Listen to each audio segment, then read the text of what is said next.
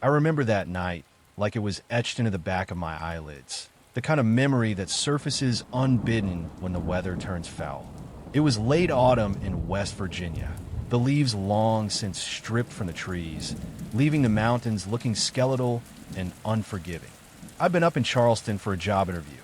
Nothing fancy, just a warehouse gig that promised steady pay and fewer hours than the coal mine I'd left behind.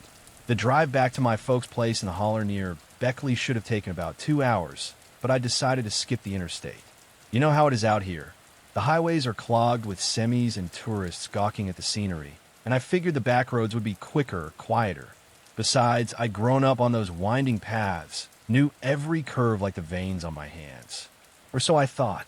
The rain started just as I turned off Route 60 onto one of those narrow county roads that snake through the hills. At first, it was just a light patter, the kind that makes you turn up the radio a notch. I had an old country station on, Johnny Cash crooning about walking the line, his voice gravelly and reassuring against the growing drum of water on the roof. But as the sun dipped below the ridgeline, the sky opened up proper. Sheets of rain hammered down, turning the asphalt into a slick black mirror that reflected my headlights back at me in fractured shards. The wipers were going full tilt, slapping back and forth with a hypnotic rhythm. Thwack, thwack, thwack, thwack. But they couldn't keep up. Visibility dropped to maybe 20 feet, the fog rolling in from the valleys like smoke from a distant fire. The mountains loomed on either side, their slopes dense with bare trees that clawed at the sky, and every now and then a rockslide warning sign would flash by, half buried in kudzu. I wasn't worried at first. I'd driven in worse. Blizzards that turned the roads to ice rinks, fog so thick you could cut it with a knife. But as the miles ticked by, something started to nag at me. The road signs were getting scarcer, the pavement rougher, potholes jarring the suspension of my old Ford pickup. I glanced at my phone, propped up on the dash. No bars, just that mocking little no service icon.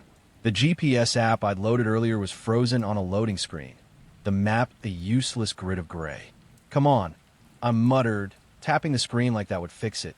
Nothing. I told myself it was fine. I'd hit a familiar landmark soon enough. A rusted bridge over a creek, or that old barn with the faded mail pouch tobacco ad on the side. But the hours stretched on, and the landmarks never came. The rain kept pounding, relentless, like it was trying to drown the whole world. That's when the isolation really set in. Out here in Appalachia, the nights have a way of swallowing you whole. No streetlights, no passing cars, just you in the dark, with the hills pressing in like they're alive and breathing. I rolled down the window a crack to let in some air, but all it did was invite the chill mist inside, carrying the scent of wet earth and decaying leaves. It smelled like the forest was rotting from the inside out. I turned the heat up, but it only made the cab stuffy, the windows fogging up until I had to wipe them with my sleeve. My mind started wandering to stories I'd heard growing up, tales from my grandpap about folks who vanished on these roads, swallowed by the mountains. He used to say the hills had a hunger that they claimed their own when the mood struck. I shook it off as superstition, the kind of yarn spun around campfires to scare kids. But in that moment, alone with the storm, it didn't feel so far-fetched. I must have been driving for what felt like 3 hours when I first saw it. Up ahead, caught in the weak glow of my high beams, a figure standing on the shoulder. Just standing there, motionless, like a statue carved from the rain itself. They were drenched, water cascading off a hooded jacket that hung loose on their frame. No backpack, no sign they were hitchhiking, just planted there, facing the road as if expecting someone. Me, maybe. My stomach twisted a bit. Who the hell would be out in this mess? A breakdown? Lost hiker? I slowed down, the tires hissing on the wet gravel as I pulled closer. The figure didn't move, didn't wave, or step forward. Their face was hidden in the shadow of the hood, but I could make out pale hands hanging limp at their sides, fingers slightly curled like they were gripping something invisible. Against every instinct screaming in my gut, I eased to a stop a few feet away. You grow up hearing about helping your neighbor out here. It's the code, especially in the backcountry where help might not come otherwise. I rolled the window down halfway, rain splattering in cold drops on my arm. "Hey, you okay out there?" I shouted over the roar of the storm. The wind whipped the words away, but I figured they heard. No response at first, just the endless drumming on the roof, the wipers thwacking away. I leaned out a little, squinting through the downpour. Need a ride? It's nasty out here. That's when I heard it. A whisper, so low it could have been the wind rustling through the trees, but it cut through the noise like a knife. Keep driving. My heart stuttered in my chest. It wasn't a shout or a plea, just that soft, rasping murmur, carrying an edge of warning or maybe threat. I froze, staring at the figure. They hadn't moved, hadn't even lifted their head. What did you say? I called back, my voice cracking a bit. No answer. The rain kept falling, pooling in the ruts of the road. I laughed it off, a nervous chuckle that sounded hollow even to me. Probably just my imagination or the storm playing tricks. Folks out here mumble sometimes, especially if they're half frozen. I hesitated, finger hovering over the window button, then rolled it up and eased off the brake. As I pulled away, I glanced in the rearview mirror, just to check, and there they were. Closer, impossibly closer. Not 10 feet behind the truck now, when I'd left them at least 30 yards back. My blood turned to ice. How? I hadn't heard footsteps, no splash in the puddles. But there they stood, but still down, that same motionless stance. Panic clawed up my throat. I floored the gas, the engine roaring as the tires spun on the slick gravel, kicking up mud and water. The truck fishtailed for a heart-stopping second before catching traction, rocketing forward into the fog. I didn't look back again, not right away. My hands gripped the wheel, so tight my knuckles ached, eyes locked on the road ahead. The whisper echoed in my head, "Keep driving." What the hell did that mean? A warning? A command? The next few miles blurred into a nightmare of twists and turns. The road narrowed even more, branches scraping the sides of the truck like skeletal fingers. Every shadow in the trees looked like another figure. Every gust of wind carried that whisper. I kept checking the mirrors, side, rear view, even twisting to glance over my shoulder. Nothing, but the dread wouldn't shake loose. It coiled in my gut, tight and cold, making my breath come in shallow gasps. I thought about my family back home. Mom probably pacing the kitchen, Dad nursing a beer on the porch, wondering why I hadn't called. No signal, no way to tell them I was okay. If I was okay. Eventually, the rain started to let up, thinning to a drizzle as the fog lifted just enough to reveal a faint glow ahead. A gas station, thank God. One of those old mom-and-pop joints, the kind with flickering neon signs and pumps that look like they haven't been updated since the 70s. I pulled in, tires crunching on gravel, and killed the engine. My hand was shaking as I stepped out, the cool air hitting me like a slap. The place was empty except for an old-timer behind the counter, hunched over a newspaper under a buzzing fluorescent light. He looked up as I stumbled in, dripping water on the linoleum. "You look like you've seen a ghost, son," he said, his voice thick with the drawl of someone born and bred in these hills. I must have looked rough, pale, wide-eyed, clothes soaked through. I bought a coffee just to steady myself, black and bitter, and as I paid, the words tumbled out. I told him about the drive, the figure, the whisper, the impossible closeness in the mirror. He listened without interrupting, his face growing still, eyes narrowing under bushy brows. When I finished, he set down his paper and leaned forward, voice dropping low. "That stretch of road, up near the old mining camps." He nodded when I confirmed. "Folks round here call it Widow's Bend. Back in the 40s, there was a bad wreck. Bus full of miners' families coming back from a church picnic. Storm like tonight, driver lost control, went over the edge. Most didn't make it. They say the spirits linger, warning folks to keep moving. What if you stop?" He trailed off, staring out the window into the dark. "Well, some say they pull you in, make you one of them, keep you from going home." I muttered something about it being just a trick of the light, the rain messing with my head. But his words stuck, burrowing deep. I thanked him, climbed back in the truck, and found my way home on the main roads, headlights piercing the lingering mist. Mom fussed over me when I got in. Dad just grunted and handed me a towel. I didn't tell them the story. Not then, anyway. Slept with the lights on that night, though. That was 2 years ago. I got the job in Charleston, moved to a little apartment in town to avoid the commute. But I haven't driven those back roads since. Not once. I stick to the interstate, even if it takes longer. And on rainy nights, when the wind howls through the eaves and the streets glisten under the lamps, I swear I hear it again. That whisper, faint but clear, slithering in from the dark. Keep driving. Sometimes I wonder if it's a warning, or if it's calling me back. Back to those hills that never let go. I turn up the TV, pour a drink, try to drown it out. But it lingers, just like the rain, waiting for the next storm to pull me under. It wasn't long after that night that the dream started. At first, they were fragments, snatches of road unfurling in the rain, the wiper's endless thwack, that figure materializing like a smudge on the windshield. I'd wake up sweating, heart racing, convinced I was still driving. But as the weeks turned to months, the dreams grew more vivid, more insistent. I'd be back in the truck, the cab filled with the metallic tang of ozone and wet asphalt. The figure would appear, not just once, but multiplying, shadows peeling off the trees, standing sentinel along the roadside. Their whispers layered, overlapping. Keep driving, keep driving. I try to speed up, but the road would loop, bringing me back to the same spot, the same hooded form stepping closer each time. I started avoiding rain altogether, if I could. I checked the forecast obsessively, rescheduled plans if there was even a chance of shower. Friends noticed, ribbed me about it. What? You melt in the water now. But I brushed it off with jokes about bad tires or hydroplaning scares. Truth was, the fear had taken root deep in my bones. I'd hear stories from others, too. Truckers at diners swapping tales of ghost hitchers on those roads. Locals whispering about disappearances that the papers never covered. One guy, a logger from up near Elkins, swore he'd seen the same thing, a figure in the rain, warning him off. He stopped, offered a ride.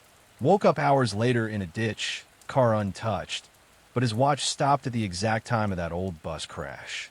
Coincidence, maybe, but it gnawed at me. Last summer, I had to go back. Family reunion at the old homestead.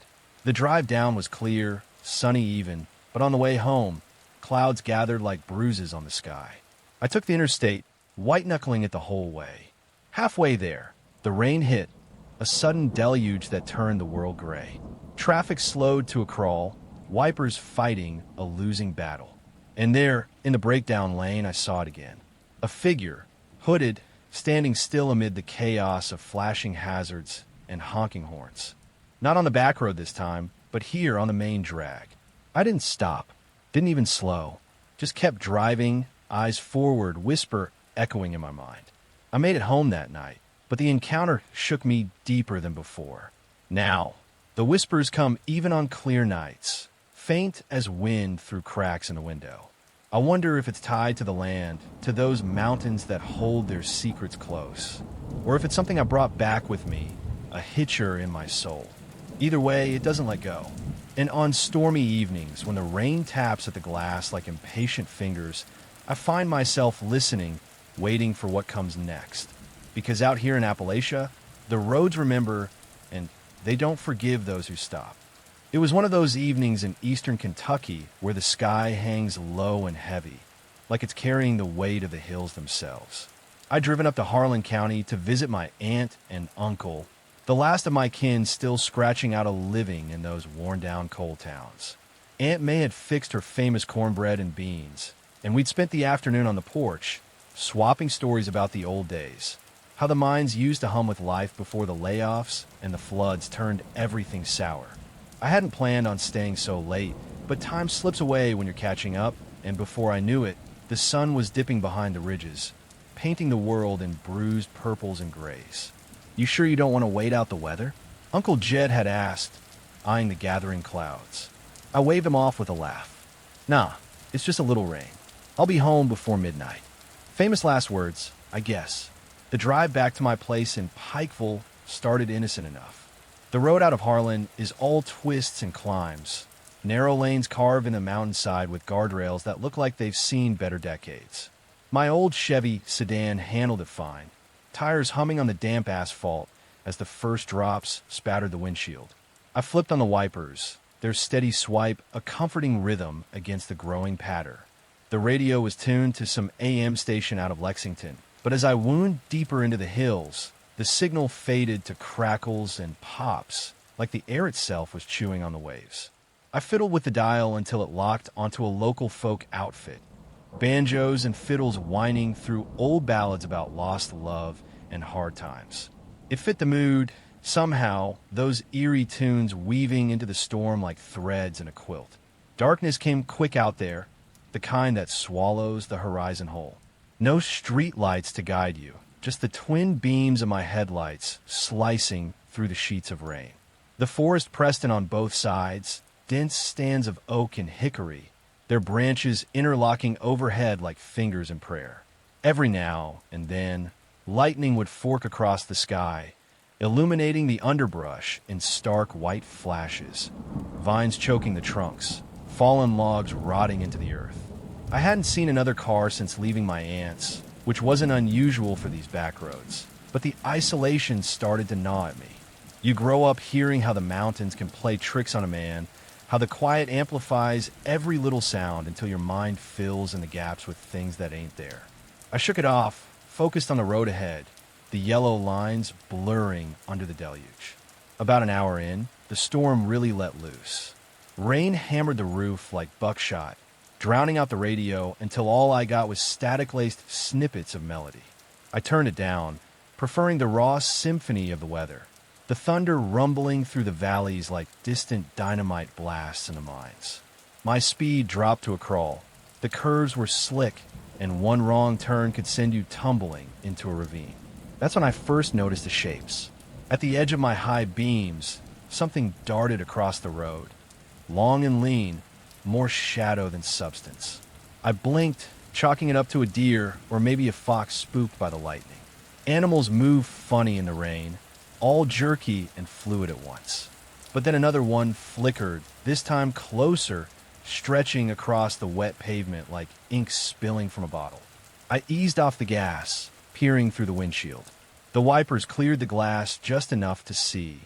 There, in the glow of the lights, elongated forms twisting and turning, almost dancing.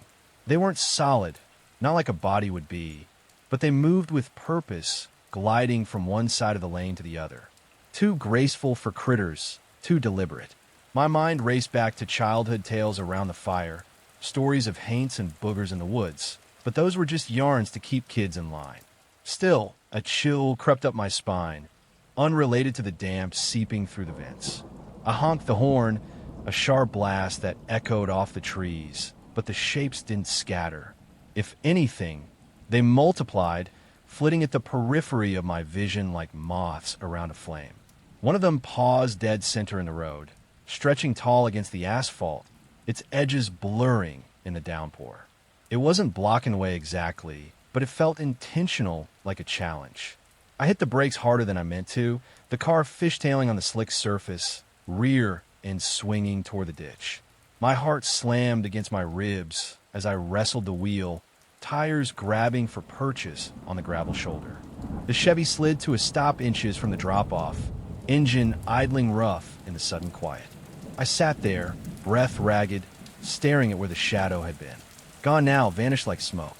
But in the rear view, others hovered, dark silhouettes weaving in and out of the tree line, their movements synchronized to the rhythm of the rain.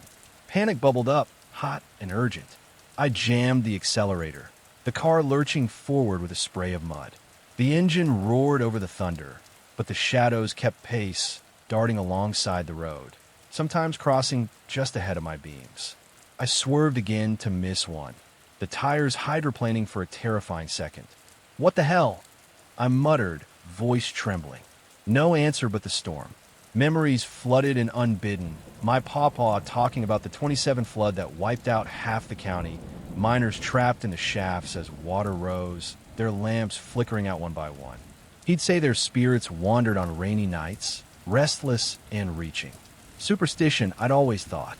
But out there alone, it didn't feel so dismissible. The drive stretched on, interminable. Every curve brought more of them, their forms growing bolder, brushing closer to the car.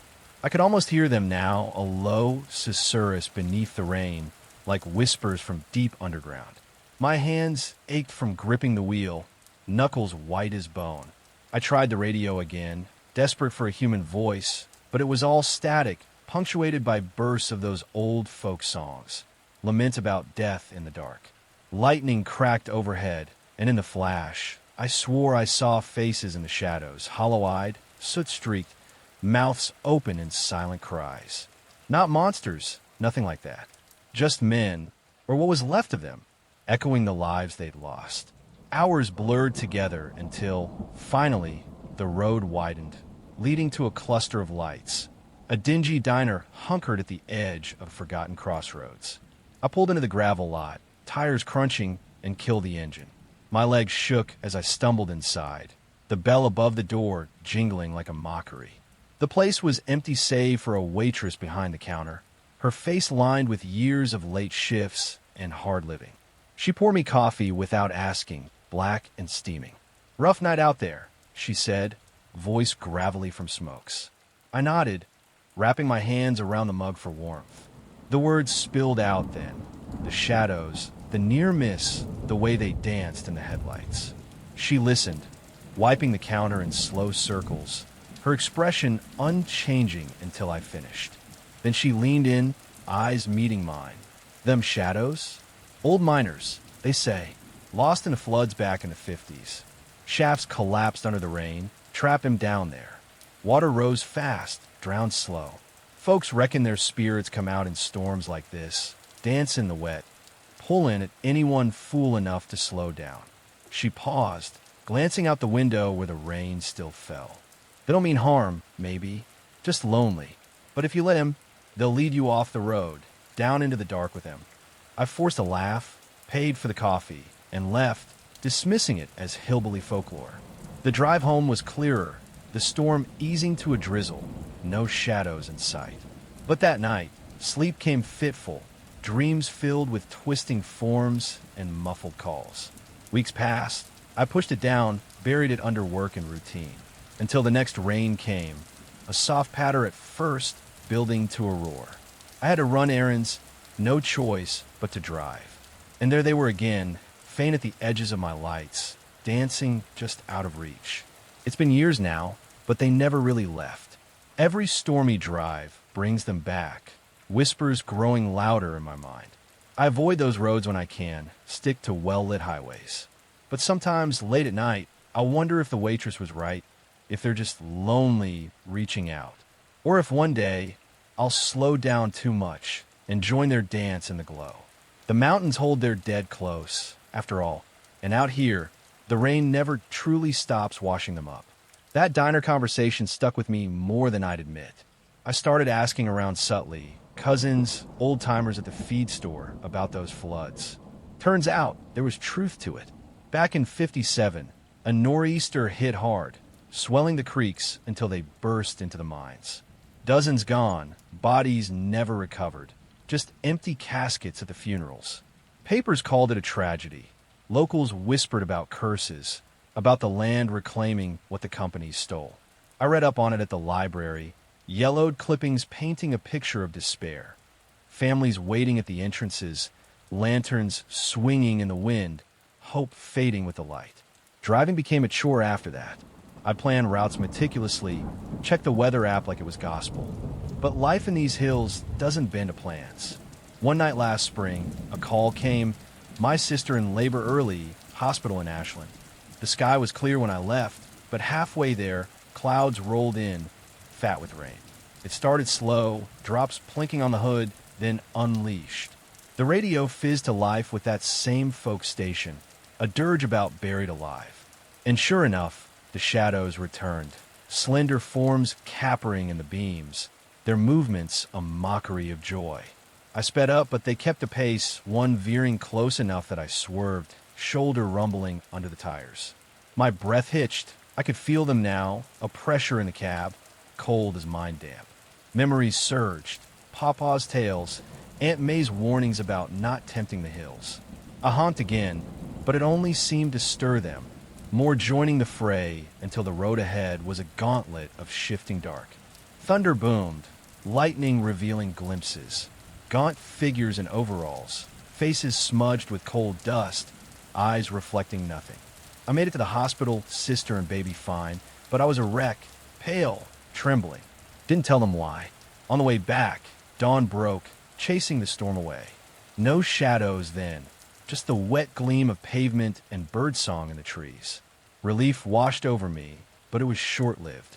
The encounters grew frequent, even on misty mornings or foggy twilights. I'd see them in the rear view, trailing like smoke, or lurking at the tree line during hikes. I moved eventually to a bigger town with brighter lights, fewer curves. Thought distance might break the hold. But last week, a squall hit unexpected, rain lashing the windows of my apartment. I wasn't driving, just sitting by the sill, watching the street below. And there, in the puddle reflections under the lamps, they danced, elongated, insistent. No escape, it seems.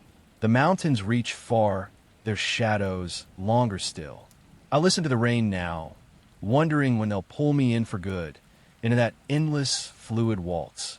The dread lingers, quiet but constant, like the drip from a flooded shaft. And I know, deep down, they're waiting, always waiting. I've been on the road all day, hauling freight from Asheville down through the backcountry of North Carolina's Appalachians. It was one of those runs that pays decent, but wears you down, endless switchbacks, fog-shrouded ridges, and towns so small they barely register on a map. By midnight, exhaustion had settled in like a fog of its own, heavy on my eyelids and aching in my shoulders.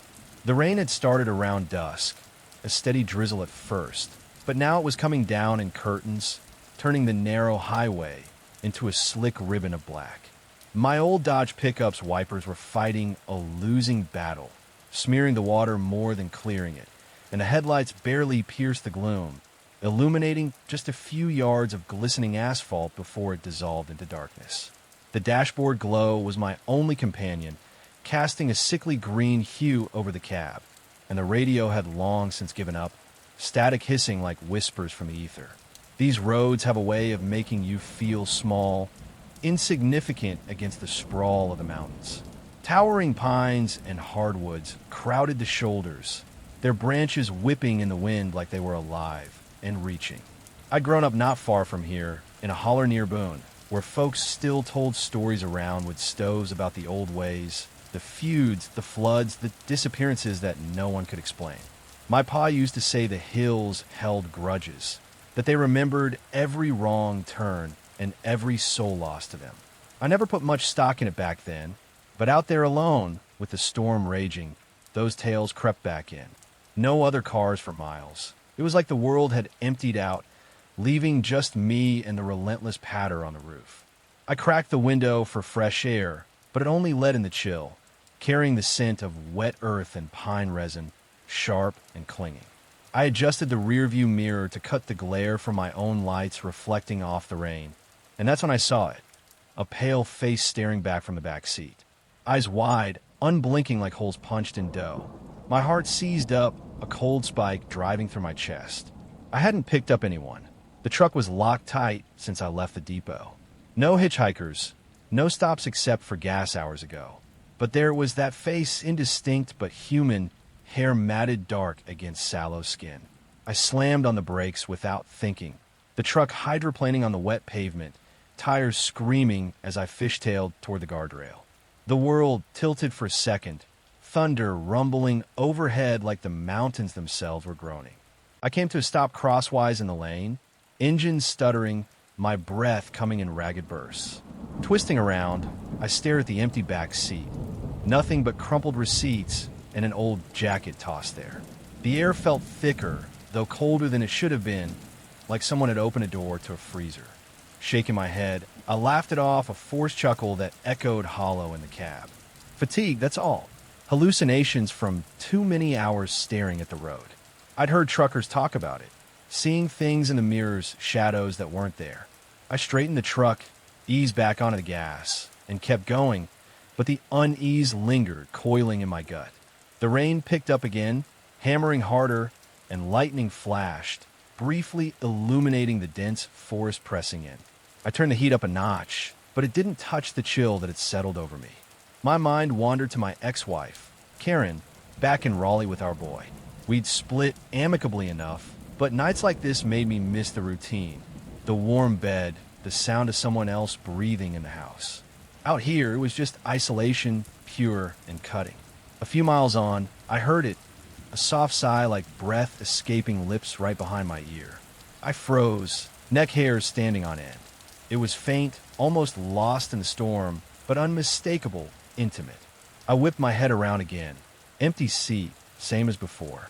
"Hello," I muttered, voice barely above a whisper, feeling foolish even as fear prickled my skin. No answer, of course, just the wipers thwacking, the tires humming on the wet road. I told myself it was the wind slipping through a seal, or maybe the engine venting. But deep down, I knew better. The cab felt occupied now, like an invisible weight had shifted the air. I glanced in the mirror again, half expecting nothing, but there it was, the face, closer this time, lips parted as if forming words without sound. Those eyes, locked on mine, unblinking in the dim reflection. Panic surged. I fumbled for the interior light, flipping it on with trembling fingers. The bulb cast a harsh yellow glow over the empty back seat. Nothing. No one. "What do you want?" I whispered, my voice cracking in the quiet. The rain answered with a fresh onslaught, thunder echoing my words like mockery. I turned off the light, hands shaking on the wheel, and focused on the road. The curves sharpened here, dropping into valleys where creeks swelled dangerously close to the pavement. I'd passed a sign earlier warning of flash floods, the kind that sweep cars away without mercy. My speed crept up, desperate to outrun whatever this was, but the sightings persisted. Every few minutes, a glance in the mirror revealed it. The figure, inching forward, features sharpening in the flashes of lightning. A girl, I realized now, young, maybe 20s, with hollow cheeks and sodden clothes clinging to her frame. Not menacing, exactly, but desperate, her mouth moving in silent pleas. I could almost read her lips. Stop. Or was it help? The sighs came more frequently, brushing my neck like cold fingers, raising goose flesh. Memories flooded in, unbidden, stories from my youth about these roads. Pa had mentioned wrecks, bad ones in storms like this, where folks vanished into the ravines, bodies never found. There was one tale about a girl hitchhiking after a dance, caught in a downpour, her car flipping on a slick curve. Search parties combed the woods for days, but nothing. Folks said she still wandered, looking for a ride home. I pushed the thought away, gripped the wheel tighter. The truck's engine labored up a steep incline, rain sluicing down the windshield in rivers. Another sigh, closer, almost a word, "Please." I yelled then, a raw shout that filled the cab. "Leave me alone."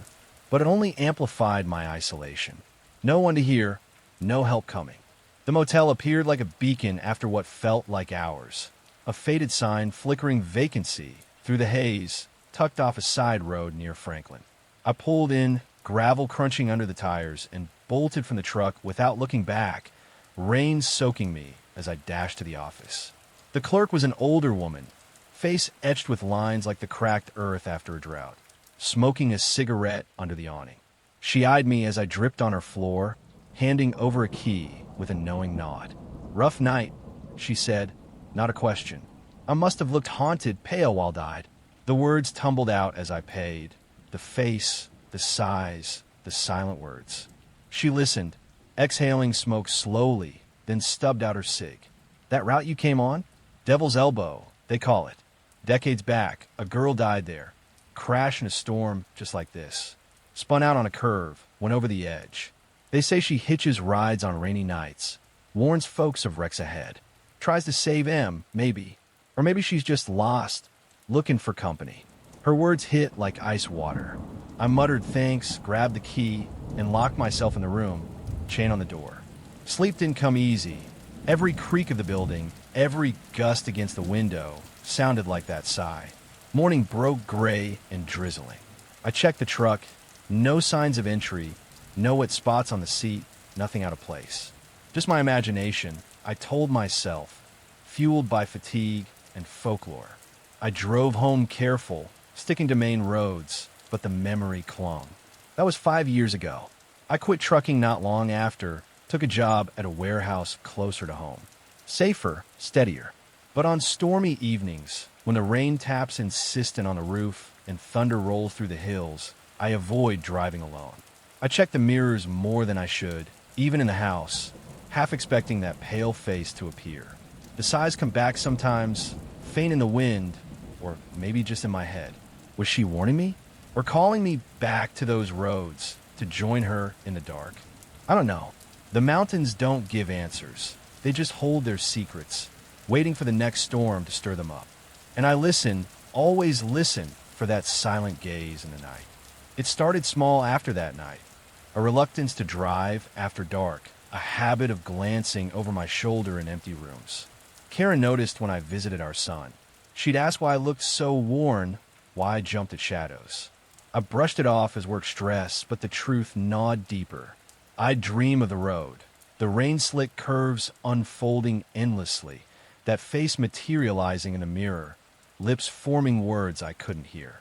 I'd wake gasping, sheets tangled, the echo of a sigh fading in my ears. I researched it once, late at night, with a bottle for company.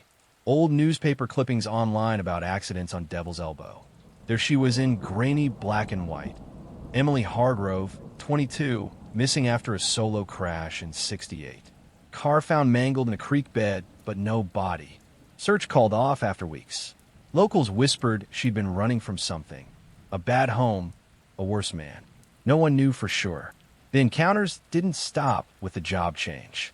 A year later, during a summer squall, I was ferrying my boy to soccer practice when it happened again. Rain pounding, wipers straining, and there in the rear view, those eyes staring past me at the road ahead. My son didn't see. He was glued to his phone. But I felt the cold, the thickness in the air. A sigh brushed my neck, and the mirror showed her lips moving, slow down. Ahead, a deer leaped across the road. I braked just in time, avoiding a skid. Coincidence? Maybe, but it saved us. After that, I wondered if the clerk was right, if she was a guardian of sorts tethered to the storms. Yet the fear persisted, twisting into something sadder, more sorrowful. I'd see her in reflections sometimes, not just mirrors, but windows fogged with rain, puddles rippling under streetlights. Always silent, always watching. I started avoiding the backcountry altogether, mapping routes through valleys instead of ridges. Friends joked I was getting soft, but they didn't know the weight of it, the unspoken plea in her gaze, the loneliness that mirrored my own. Divorced, distant from family, the hills my only constant. Maybe that's why she chose me. Kindred spirits in isolation. Last winter, a nor'easter hit hard, power out, roads iced over. I was home alone, fire crackling in the stove, when the wind howled like a lament. Rain turned to sleet, tapping at the panes. I glanced at the dark window, and there she was, reflected in the glass, closer than ever, lips forming a single word, stay. I backed away, heart thundering, but when I looked again, gone. No footprints outside, no trace. Just the storm raging on. I don't drive much anymore. Stick to daylight, clear skies. But the confusion lingers. What does she want? Redemption? Release? Or just someone to witness her endless vigil? The Appalachians are full of such ghosts. Not the screaming kind, but the quiet ones, echoing the land's own quiet dread. And on those nights when the rain falls heavy, I feel her presence, a silent passenger in my life. Waiting, always waiting. For what? I may never know. But the sorrow of it, the unanswerable pull, keeps me up, listening to the dark. The rain had been falling steady all evening, the kind that soaks through your bones even if you're dry inside a car. I was coming back from shift at the sawmill up near Staunton, Virginia, where the Blue Ridge Mountains start to fold in on themselves like an old quilt. It was late, past 11, and I'd opted for the old county road instead of the interstate. The highway was under construction again, orange barrels and flashing lights, turning it into a nightmare. So I figured the back way would be quicker. I'd driven 100 times growing up, knew the dips and rises like the calluses on my palms. But that night, with the storm brewing, the mountains felt different, alive, almost breathing damp mist into the valleys. My Ford Ranger's headlights cut narrow paths through the fog, illuminating slick pavement and the occasional deer eyes glowing at the edges. The wipers slapped back and forth, a monotonous heartbeat that did little to ease the growing unease in my chest. I'd left the mill tired, muscles aching from stacking lumber all day. Home was a small trailer in a holler outside Lexington, where my wife, Sarah, would be waiting with leftover stew and a warm bed. We've been married 10 years, no kids yet, just us and the quiet life we carved out. But as the road wound higher, the cell signal dropped to nothing, the radio fading to static. I switched it off, preferring the raw sound of the rain drumming on the roof. The forest closed in, dense with rhododendrons and ancient oaks, their roots buckling the asphalt in places. Every now and then, a branch would scrape the side of the truck like fingers trailing along glass. I told myself it was nothing, just the wind, but memories from childhood stories bubbled up. My granddad used to spin yarns about these passes, about loggers and miners who vanished in the fog, their echoes lingering in the hollows the mountains don't forget, he'd say, puffing on his pipe. They hold on to what's theirs. The tunnel appeared suddenly around a bend, its mouth yawning black against the gray haze. I'd forgotten about it. An old railroad cut from the 30s, repurposed for cars after the tracks were pulled up.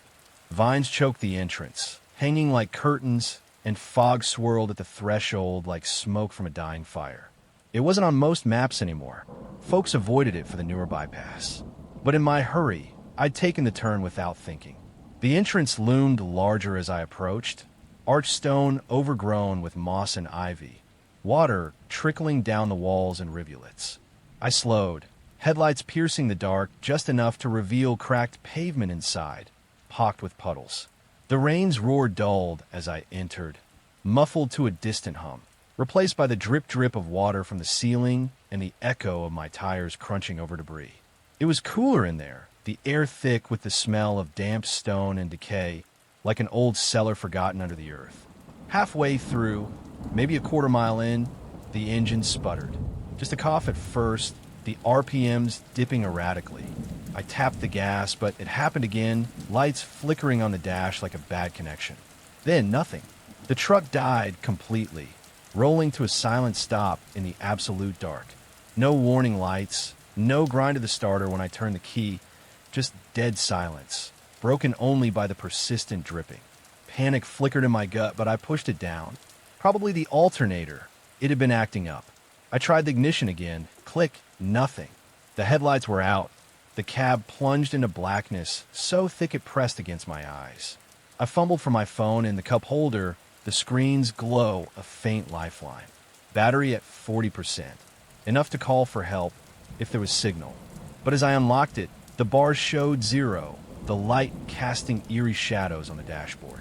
That's when the first echo came. Faint at first, like footsteps crunching on gravel far away, rebounding off the walls. I froze, straining to listen. Drip, drip, then another step, slow and deliberate, as if someone was approaching from the depths. My mind raced. Another driver? A hiker caught in the rain? But no headlights, no voices calling out. Just those steps, echoing closer, multiplying in the tunnel's acoustics until it sounded like a dozen feet shuffling in the dark.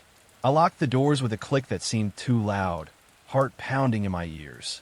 "Hello," I called out, voice bouncing back at me distorted like a stranger's. No answer. The steps paused, then resumed, circling now left, right behind the truck. I peered into the void through the windows, seeing nothing but inky black. A whisper slithered through the vents, then fragmented and tinny like an old phonograph recording skipping. "Stay with us." My blood ran cold. It wasn't wind. It was a voice, multiple voices, overlapping in echoes, pleading or commanding, I couldn't tell. Men's voices, rough and weary, laced with static. I grabbed my phone again, thumbing the flashlight on, but the battery drained before my eyes, 40 to 0 in seconds, the screen going dark. No, come on," I muttered, slapping the device against my palm. Useless. The whispers grew, weaving through the drips. "Down here, stay cold. So cold. Footsteps echoed louder, right outside the door now, gravel crunching under boots. I imagined hands pressing against the glass, faces peering in, pale, dirt-streaked, eyes hollow from years underground. Time stretched in that darkness. Minutes? Hours? I lost track, huddled in the seat, breath shallow to avoid making noise. The air grew heavier, colder, like the tunnel was breathing with me. Memories flooded in. Granddad's stories about the old works, tunnels collapsing in the rain, trapping crews alive. He'd worked the rails as a boy, seen men hauled out broken or not at all. Their cries echo still. He'd say, calling for company in the deep. I shook it off as hallucination, carbon monoxide maybe, but the truck was off, vents closed. The footsteps circled endlessly, whispers building to a murmur. Names, dates, pleas for help. John, 1932, water rising, don't leave us. Sweat beaded on my forehead despite the chill. My mind screaming to run, but outside was pitch black, the tunnel endless in both directions. I tried the ignition again, desperate, nothing. The echoes pressed in, voices clearer now, accusatory. You hear, you stay? Something scratched at the undercarriage, like nails on metal. Panic clawed at my throat. I pounded the dash, yelling, "Start, damn you!" And miraculously it did. The engine roared to life, headlights blazing, illuminating the empty tunnel ahead. Cracked walls, puddles, no one there. I slammed into gear, tires spinning on the wet floor before catching, rocketing forward. The whispers faded behind me, footsteps dissolving into the hum of the engine. Bursting out the other end, the rain welcomed me like an old friend, pouring down in sheets, fog lifting just enough to show the road descending into the valley. I didn't stop until the next town, a cluster of lights around a gas station and diner in Buena Vista. My hand shook as I pulled in, truck steaming in the cool air. Inside the diner, a few locals nurse coffees, the waitress an older woman with a name tag reading Dottie. She poured me a mug without asking, eyeing my soaked clothes and pale face. "Looks like you drove through hell," she said. The story spilled out, the tunnel, the breakdown, the echoes, the voices. The room went quiet. An old man at the counter set down his fork, leaning in. "That'd be the old Echo Tunnel," he rasped. "Built in 28 for the railroad. Collapsed in a storm back in 42. Flash flood weakened the supports, trapped a crew of 12 inside. They dug for days, heard him tapping, calling out. But the water rose too fast. Never got him out. Folks say their echoes linger, luring drivers in on rainy nights, making him stay forever. Keep company in the dark." I laughed it off weakly, paid for the coffee, and drove home careful, sticking to lit roads. Sarah was asleep when I got in. I didn't wake her, just showered off the chill and collapsed in a bed. But sleep brought dreams. Endless tunnels, footsteps drawing near, whispers in my ear. That was 3 years ago. I reroute now, a void that passed like the plague. Took a different job, one with shorter hauls. But rainy nights bring it back. The drip of water, the crunch of gravel in my mind. I wake sometimes, convinced I hear them at the door calling my name. Sarah notices, asks what's wrong, but how do you explain? The mountains hold their echoes close, and once you've heard them, they don't let go. They wait, patient as stone, for the next storm to draw you back in. The dreams evolved over time, growing more vivid, more insistent. At first, it was just fragments, the tunnel's mouth swallowing me, the engine dying with a final cough. I'd jolt awake, heart racing, sheets damp with sweat. But as months passed, details sharpened. The voices naming me, "Join us, stay." Faces materialized in the dark. Gaunt men in overalls, lanterns flickering in their hands, eyes pleading from shadowed sockets. Not monsters, nothing supernatural, just workers, forgotten and forsaken, their despair echoing through the stone. I'd wait calling out, Sarah shaking me gentle, her voice an anchor. "It's okay, just a dream." But it didn't feel like one. It felt like a memory, or worse, a premonition. I started researching quietly, late nights at the library or on my laptop when Sarah was asleep. Old clippings from the Lexington Gazette, Tunnel tragedy claims 12 lives. Rescue efforts fail amid floods. Photos of the site, families huddled at the entrance, faces etched with grief. Survivors' accounts mentioned hearing taps on pipes, Morse code for water rising, but the collapse sealed them in. No bodies recovered. The tunnel was abandoned, left to the vines and fog. Locals avoided it, whispered of cars stalling, drivers vanishing for hours only to emerge changed, silent about what they'd heard. One article quoted a widow. They call out still, lonely in the deep. Don't listen too long. Avoiding the route helps some, but the echoes found other ways. A year later, during a downpour, I was fixing a leak in the trailer roof when I heard it, a faint crunch of footsteps on the gravel drive. I froze, ladder swaying, peering into the rain. Nothing there, but the sound circled just like in the tunnel. Inside, the vents whispered, "Stay." I bolted the doors, told myself it was the wind, but sleep evaded me. Sarah suggested seeing someone, a doctor, maybe, but pride kept me quiet. Men in these hills don't talk about fears. We bury them like coal seams. Another incident came last fall. Had to drive to Roanoke for supplies. Storm brewing, but no choice. I took the long way, interstate clogged, but safe. Halfway, rain lashed the windshield, thunder rumbling like collapsing earth. The radio crackled. Then voices broke through, not the DJ, but echoes, "Down here, cold." I switched it off, but they persisted in my head, footsteps syncing with the wipers. Pulled over at a rest stop, shaking until the storm passed. Made it home, but the encounter lingered, a sorrow settling deep. Why me? Was it random, or did the tunnel sense my own isolation? The long shifts, the quiet nights, the unspoken regrets with Sarah about not starting a family? Now, I listen more than I drive. Rainy evenings, I sit on the porch, watching the mist roll in from the ridges. The footsteps come faint, drawing closer in my mind, whispers weaving through the patter. Sarah worries, touches my arm. "You okay?" I nod, but the confusion gnaws. What do they want? Company? Release? Or just to be heard? Their story echoing on? The Appalachians are full of such tales, grounded in the land's hard history, where loss echoes eternal. I avoid tunnels, stick to open roads, but the dread remains, a quiet companion. And on those nights when the rain falls heavy, I wonder if one day I'll answer the call, step into the dark to stay. The echoes wait, patient, drawing ever nearer in the storm. The rain had been relentless that night, the kind that turns the world into a watercolor smear, everything bleeding together in shades of gray and black. I was heading back to Knoxville from a weekend fishing trip up near the Smokies, the sort of getaway that clears your head after a rough week at the auto shop. My beat-up Jeep Cherokee splashed through puddles on the desolate stretch of Highway 411 in eastern Tennessee, the Appalachian hills rolling like sleeping giants on either side. It was late, past midnight, and I'd left the cabin later than planned, figuring the drive wouldn't be bad if I pushed through.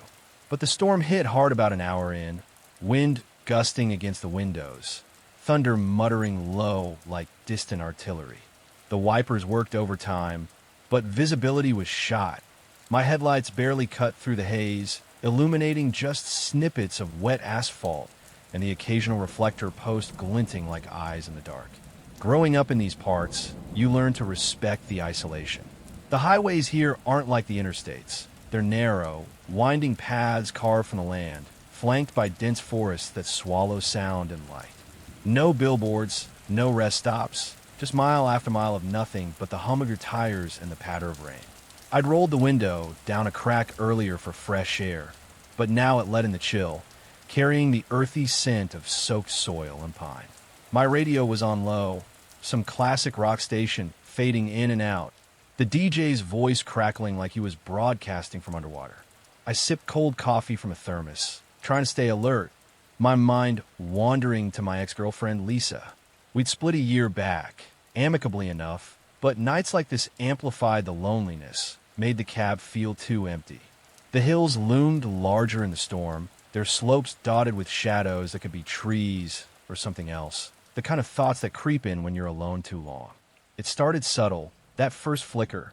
Far off to my right, On a distant hillside, a pinprick of light winked through the rain, maybe a farmhouse window or a camper's lantern. It was oddly comforting at first, a sign of life in the void. I glanced at it between curves, the glow steady against the blur.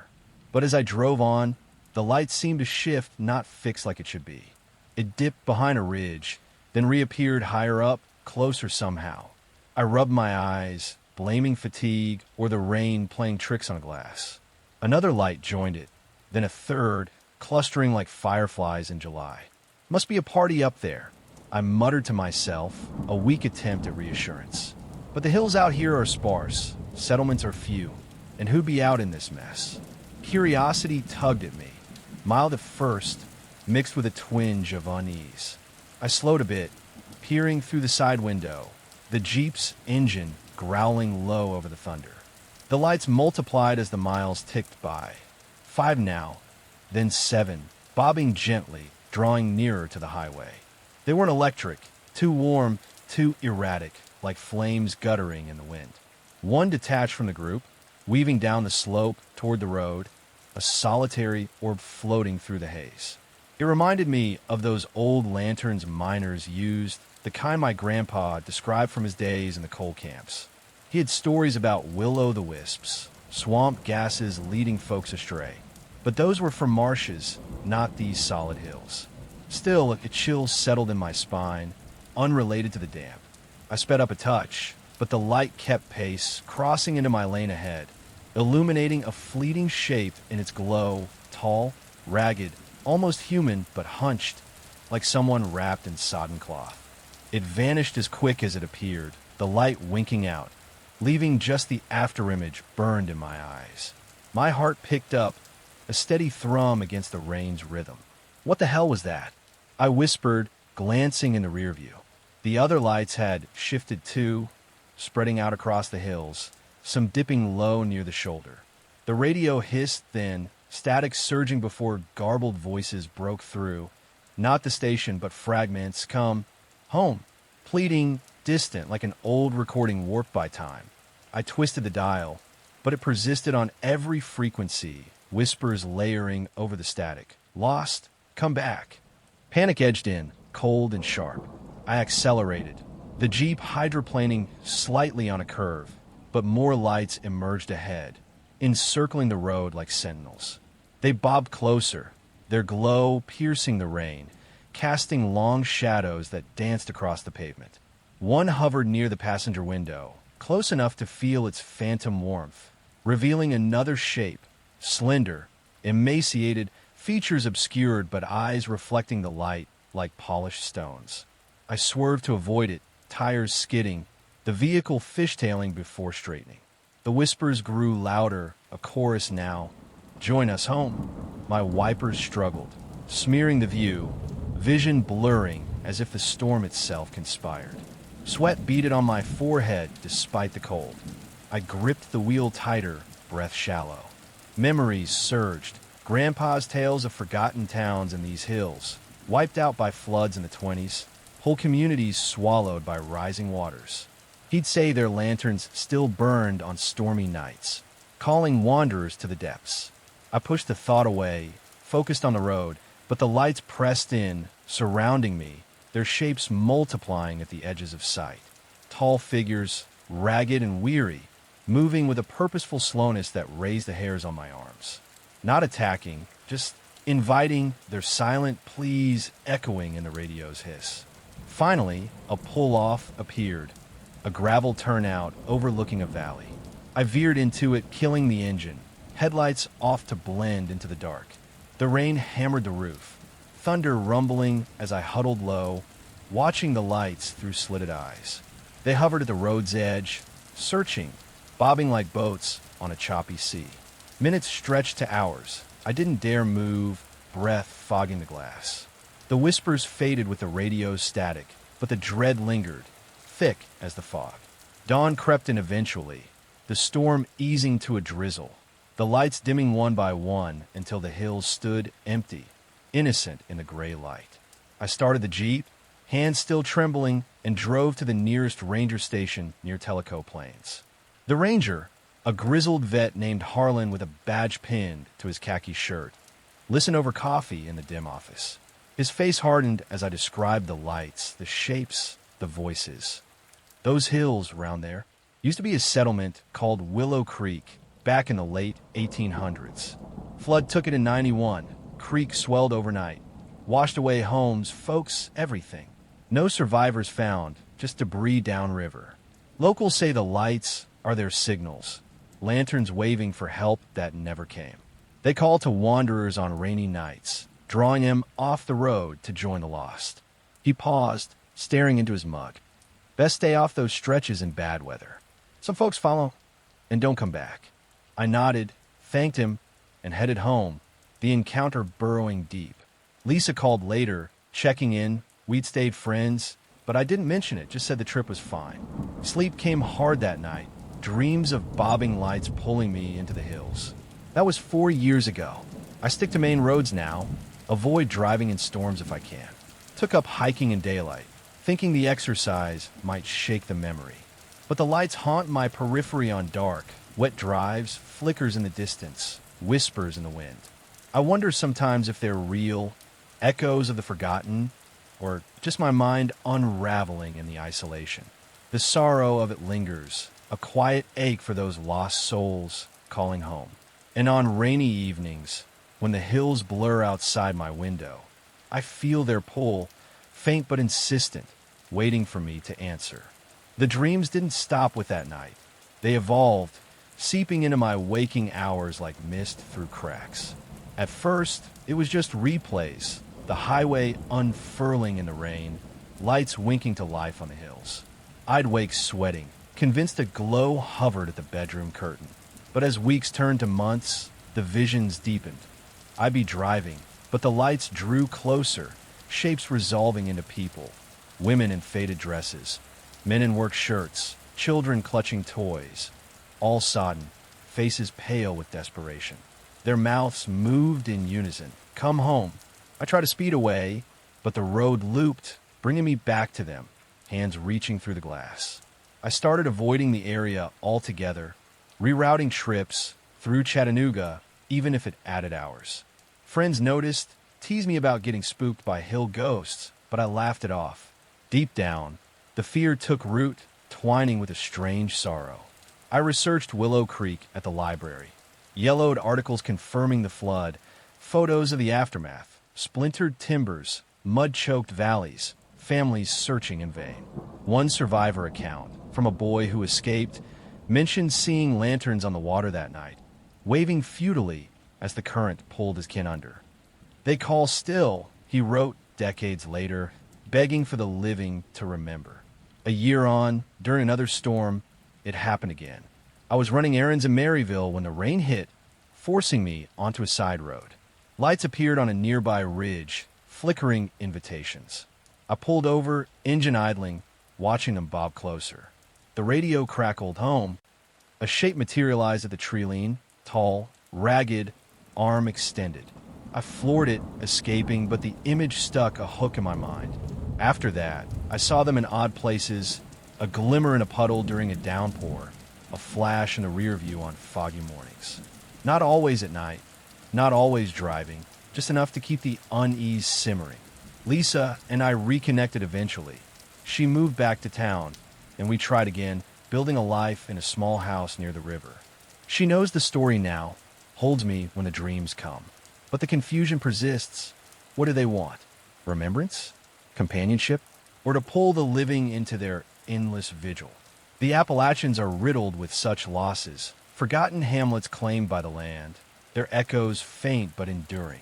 I hike the trails less now, stick to crowded paths. Yet on those wet nights, when thunder rolls and the hills stand sentinel, I feel their gaze, the lights waiting in the periphery. The sorrow weighs heavy, a quiet dread that they'll call louder one day, and I'll follow, stepping into the haze to join the lost. The rain falls, and they linger, always lingering. Summer's passed, but the pull never weakened. Last spring, Lisa and I drove to a cabin for our anniversary. Different spot, safer roads. The weather held until evening. Then clouds gathered, rain tapping insistent. On the way back, lights sparked on a distant hill, drawing near like old friends. I gripped the wheel, Lisa asking if I was okay. Just tired. I lied, but she saw through it, her hand on my knee. The radio whispered, "Come." A light crossed ahead, shape fleeting. A child this time, small and forlorn. I swerved, heart hammering, and we made it home. But the encounter stirred something deeper. Empathy mixed with terror. Were they trapped, reliving the flood night after night, seeking solace in the living?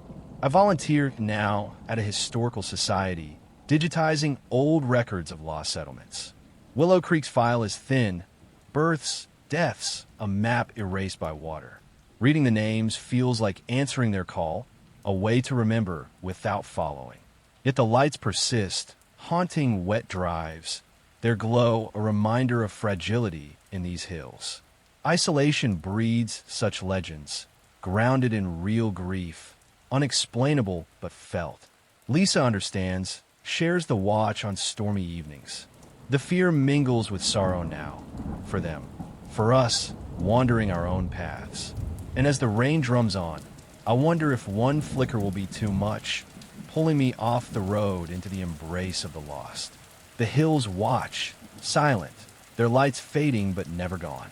The rain was coming down in buckets that night, the kind that makes you question why you're out at all, especially in the backwoods of northern Georgia, where the Appalachians start to wrinkle the land into something wild and unforgiving. I've been down in Atlanta for a family gathering, my sister's wedding, all smiles and toasts under a rented tent, but the drive back to my cabin near Dahlonega had stretched longer than expected. Road work on a main highway forced me onto the old routes, the ones folks only take when they have to, winding through hollows and over creeks that swell quick in a storm. It was past midnight, my Honda Civic's headlights struggling against the deluge, wipers slapping furiously but barely keeping up. The air smelled of wet clay and pine through the vents, and the radio had gone to static hours ago, leaving just the relentless drum on the roof and the occasional rumble of thunder echoing off the ridges. I'd grown up in these parts, knew the isolation like an old scar. My pa used to haul timber through here, telling stories by the fire about how the mountains claimed their own. Loggers vanishing in fog. Hunters found days later with no explanation. "The land remembers," he'd say, his voice low and gravelly, "and it whispers when it's hungry." I always took it as tall tales, the kind spun to keep kids from wandering too far. But out there alone, with the storm turning the world to mush, those words crept back. No cell service, of course. The hills block everything but the wind. I sip from a lukewarm soda, try to stay alert, my mind drifting to the empty cabin waiting, cold bed, leftover chili in the fridge. No one to greet me since Mom passed last year.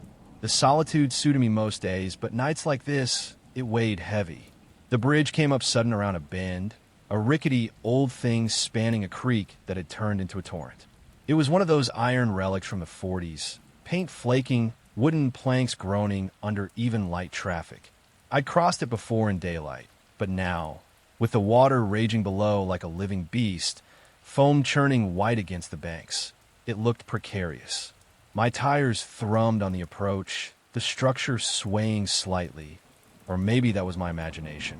Rain hammered the roof louder here, amplified by the open space beneath. I eased on, feeling the bridge shudder under the car's weight, vibrations traveling up through the steering wheel. Halfway across, my headlights caught something. A pale hand gripping the railing, knuckles knotted white, fingers clawing at the rusted metal. My stomach dropped. Someone must have fallen, clinging for life in the storm. I slammed on the brakes, the car skidding a bit on the wet planks before stopping. Heart pounding, I stared through the windshield, wipers clearing just enough to confirm it, the hand drenched and trembling slightly. "Hey!" I shouted, but the words were swallowed by the roar. No time to think. I grabbed my flashlight from the glove box, yanked on my rain jacket, and stepped out into the torrent. Water pelted my face like needles, soaking through instantly, the wind whipping my hood back. The bridge creaked ominously as I approached, boots slipping on the slick wood. "Hello, you okay down there?" I called, leaning over the rail, beams sweeping the churning creek below. No reply, just the rush of water, dark and swollen, carrying branches and debris like offerings to some angry god. The hand was gone now, vanished as if it had never been. I blinked, rain in my eyes, maybe a trick of the light, a branch caught on the rail, but it looked so real, flesh and bone. Shivering, I swept the flashlight again, the beam dancing over the foam. That's when the murmurs started, a low hum rising from the water, like voices muffled under the surface. At first, I thought it was the current echoing off the banks, but it grew distinct, names fragmented and pleading. Elijah, 1948, help. My skin prickled. I backed away, beam jittering. Who's there? I yelled, voice cracking. No answer, but the whispers swelled, weaving through the rain. Dates, please, snippets of stories. Drownings in flash floods, betrayals in stormy nights past. A wife pushed over the edge, a child swept away. It wasn't wind. It was human, desperate, carrying the weight of old sorrows. Terror gripped me slow, a cold coil in my gut. I hurried back to the car, slamming the door, water pooling on the floor mats. Soaked and shaking, I turned the key. The engine cranked but wouldn't catch, sputtering like it had flooded. Come on, I muttered, pumping the gas, trying again. Nothing but clicks and a relentless downpour. The whispers seemed louder now, pressing through the glass. Stay. The water rises. Lightning cracked overhead, illuminating the creek in stark white. And there, in the flash, figures in the water, pale faces staring up, eyes wide and unseeing. Not swimming, not struggling, just floating, gazing at the bridge like sentinels. My breath fogged the window. I wiped it clear, but darkness swallowed them again. Panic surged, hot and blind. I manually cranked the window down a crack, yelling into the night, help, somebody. But the storm mocked me, thunder drowning my cries. No cars on this road, no houses for miles. I was stranded, the bridge groaning as if ready to give, the whispers circling like vultures. Tales of a family lost in 52, the bridge washing out, pulling them under. Betrayal. The father accused of sabotage for insurance, but the flood took them all anyway. Time blurred in that cab, minutes stretching to eternity. I huddled low, flashlight clutched like a talisman, its beam fading as batteries weakened. The air grew thicker, colder, scented with river mud and something metallic like blood. Whispers evolved, personal now. My name woven in, join us. The rain calls. Memories flooded my mind. Pa's death in a similar storm. His truck found empty downstream. No body recovered. Mom always said he heard voices too, pulling him out. I shook it off, rationalizing. Hallucination from cold. Fear amplifying the creek's roar. But the figures returned with each lightning strike. Closer, arms reaching faintly from the foam. One seemed a woman, dress billowing like a shroud, mouth open in silent scream. I prayed then, words from childhood, church tumbling out, but the storm raged on. Dawn crept in gray and reluctant, the rain easing to a mist. My fingers numb, I tried the ignition once more, and it caught, engine roaring to life like nothing happened. I gunned it across the bridge, tires thumping on planks, not looking back until solid ground. The creek looked tame in daylight, just a swollen stream babbling innocently. I drove shaky to a nearby farm, an old clapboard house with smoke curling from the chimney. Knocked on the door. An elderly couple answered, the man in overalls, woman with a shawl. They invited me in for coffee, listening as the story poured out. The hand, whispers, figures, the stall. Their faces paled. The man set down his mug. That bridge? Chestatee Crossing. Washed out in 52 during a nor'easter. Took a whole family, the Hargroves. Father, mother, 2 kids. Folks say he tampered with the supports for money, but the flood came too fast. Their whispers linger in storms, warning of the next washout, or pulling souls in to settle old scores. The woman nodded. Best avoided in rain. Some hear him and don't make it off. I thanked them, drove home changed. The cabin felt smaller, echoes in every creek. Sleep evaded me for days. dreams replaying the night, whispers calling clearer, figures climbing the banks. That was 2 years back. I avoid bridges in bad weather now, reroute miles out of way. Took a job in town to cut drives. But those voices echo in every storm, faint at first, growing with the rain. Names, dates, please mingling with my regrets.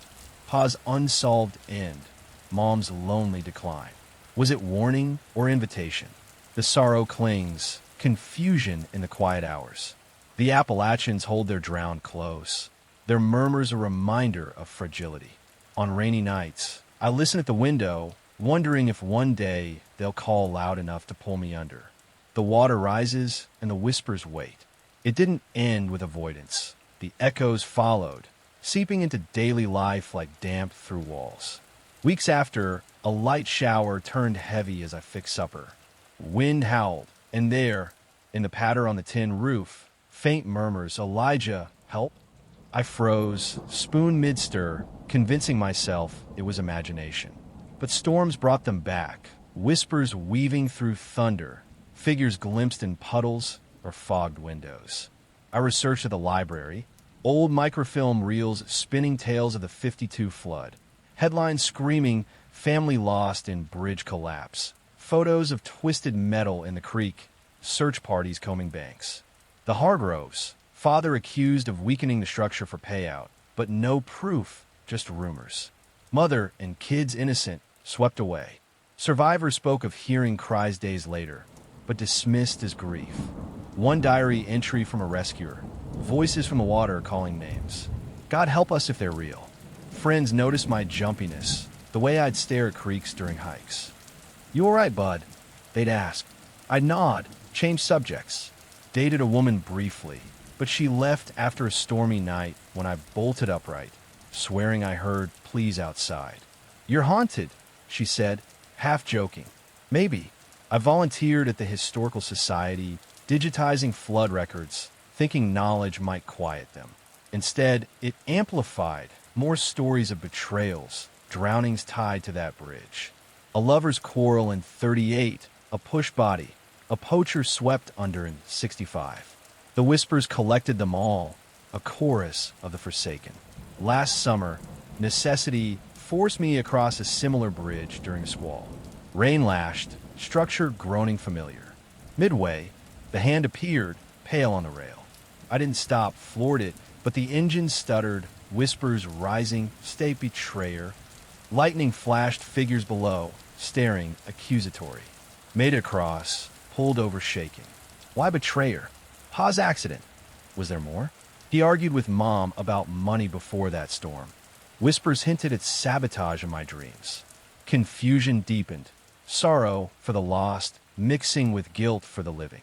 Now I live cautious, windows sealed in rain, radio on to drown the quiet. The fear lingers, a constant companion, with a warning of floods or pulling toward reckoning. The hills remember betrayals, their waters carrying secrets.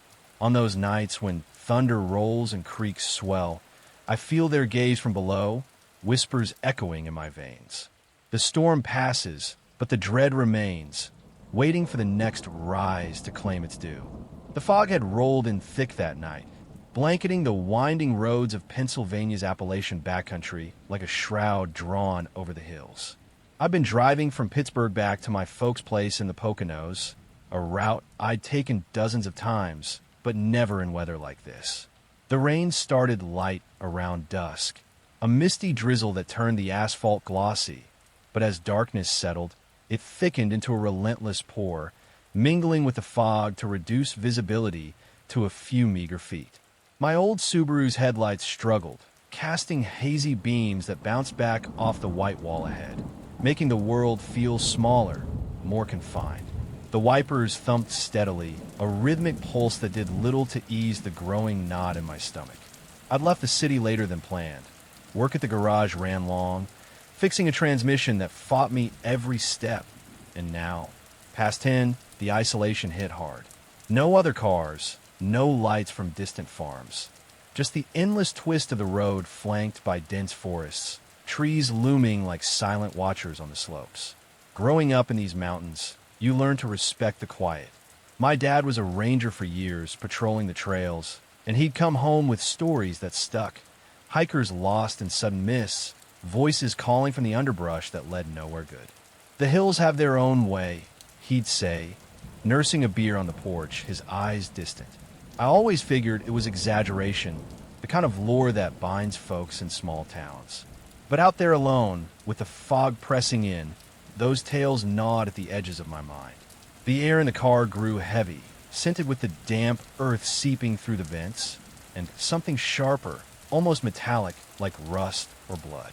I cracked the window for relief, but only invited more chill, the sound of rain pattering on leaves amplifying the emptiness.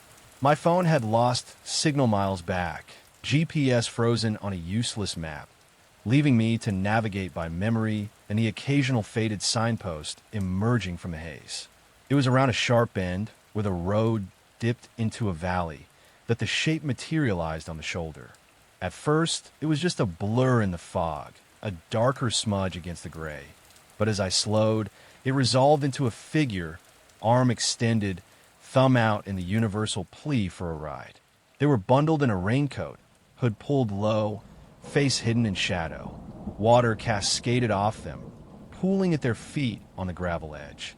Compassion kicked in before caution could. Who wouldn't be desperate out here?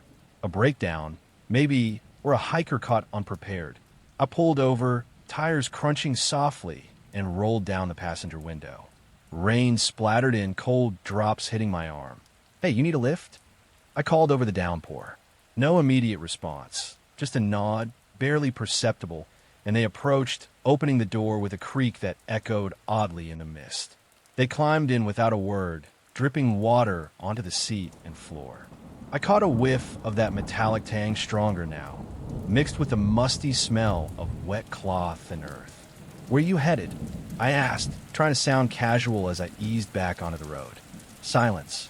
They just pointed ahead, a gloved hand gesturing vaguely into the fog. Okay, I thought. Maybe they're shook up cold to the bone. I drove on, the car feeling smaller with the added presence. Glances in the rear view showed only shadows, the hood still down, face obscured. No backpack, no gear, just this silent stranger in my back seat.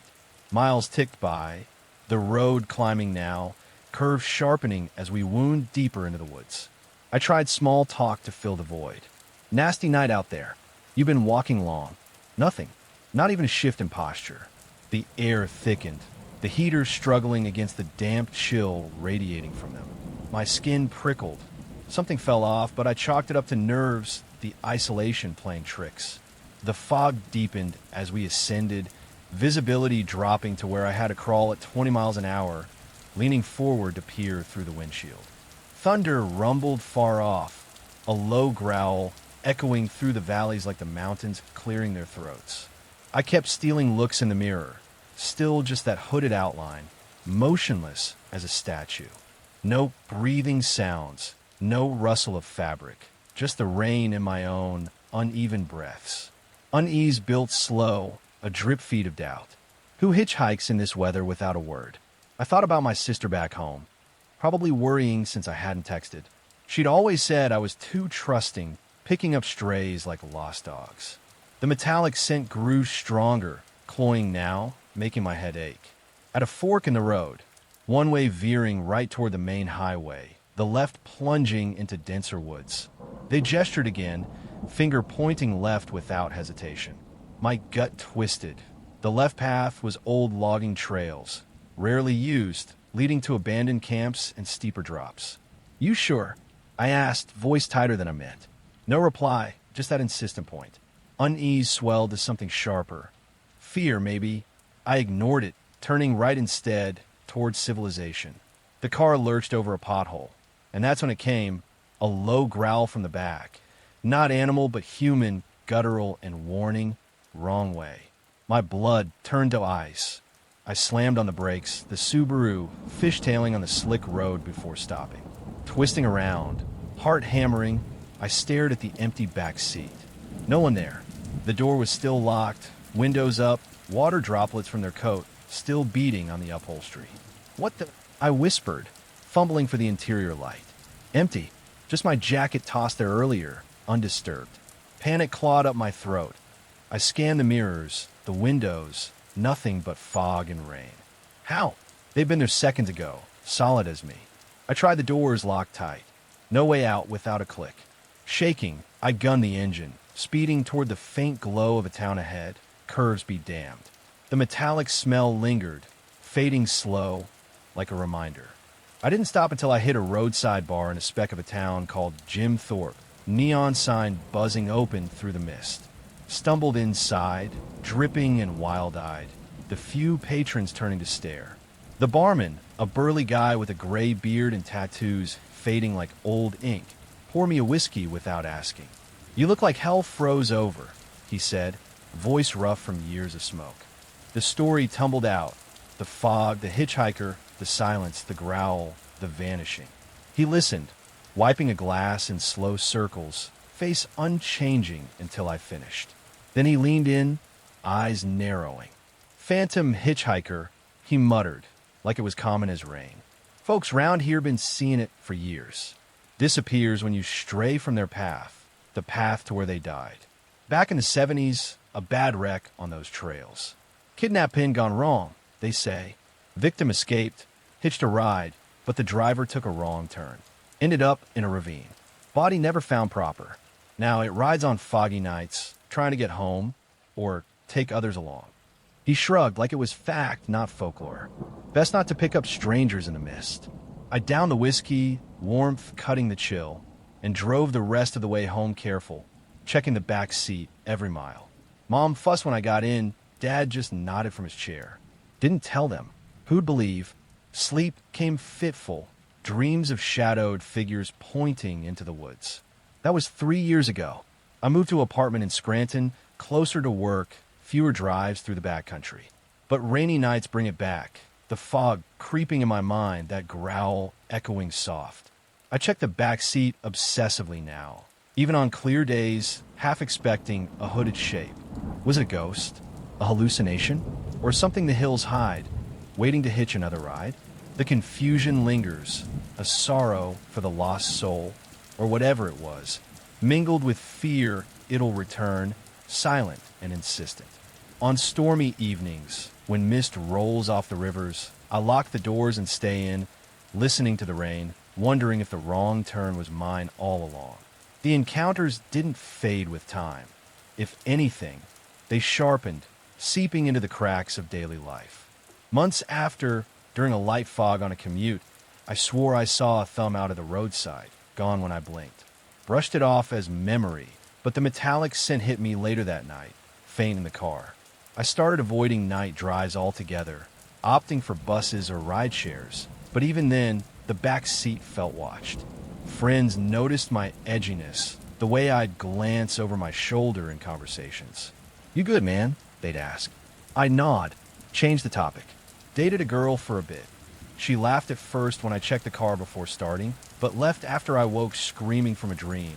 The hitchhiker in the mirror, growling directions to a dead end.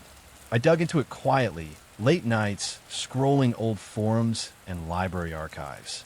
Tales of phantom hitchhikers dotted the Appalachians, variations on the theme, but Pennsylvania's version matched.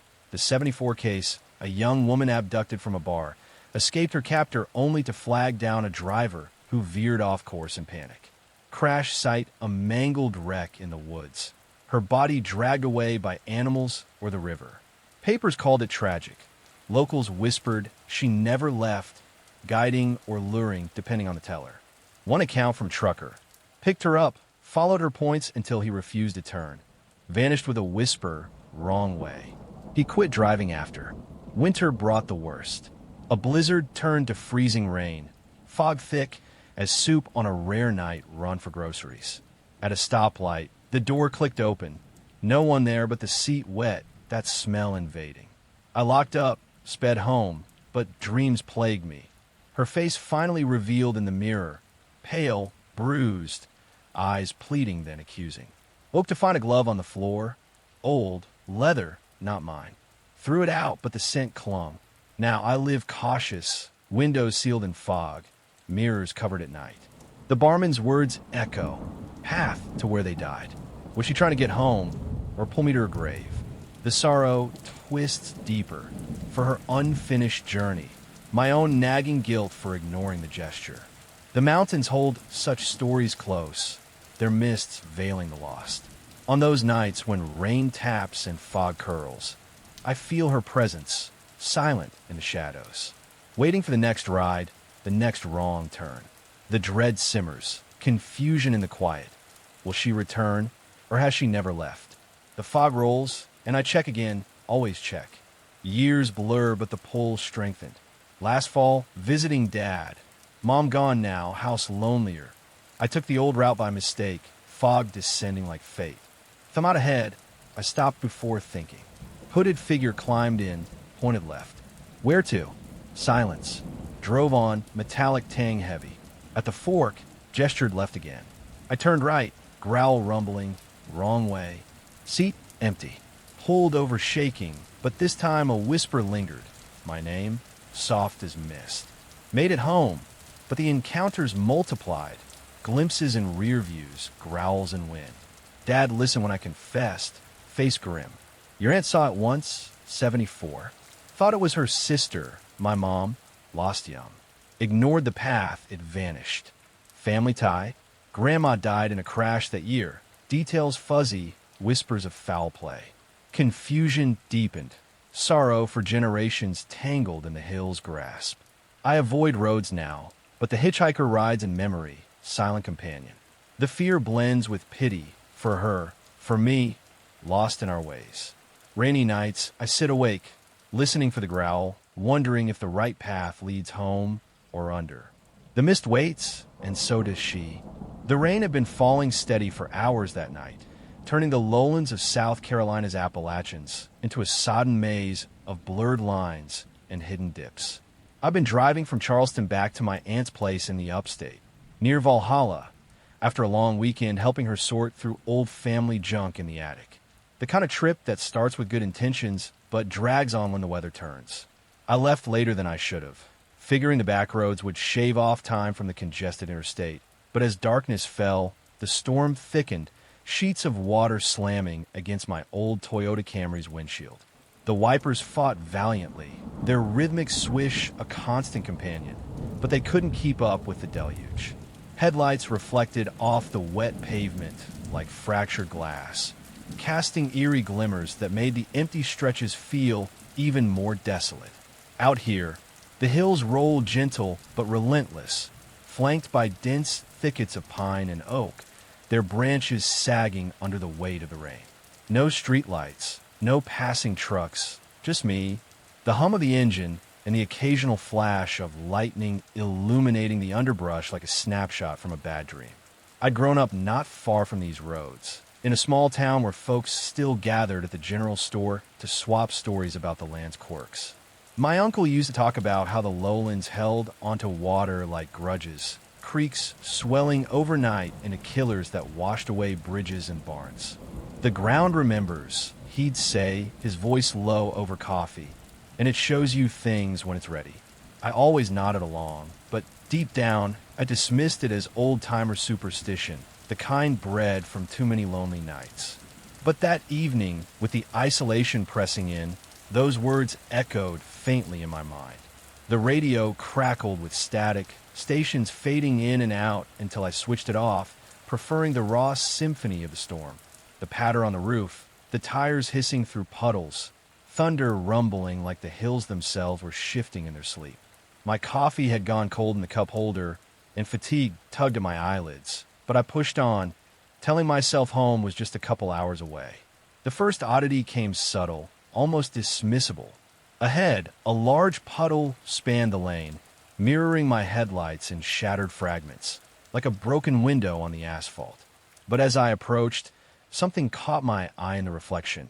Not the surrounding trees or the gray sky, but a car flipped on its roof, wheels spinning uselessly, figures trapped inside, their forms blurred but frantic. My heart skipped.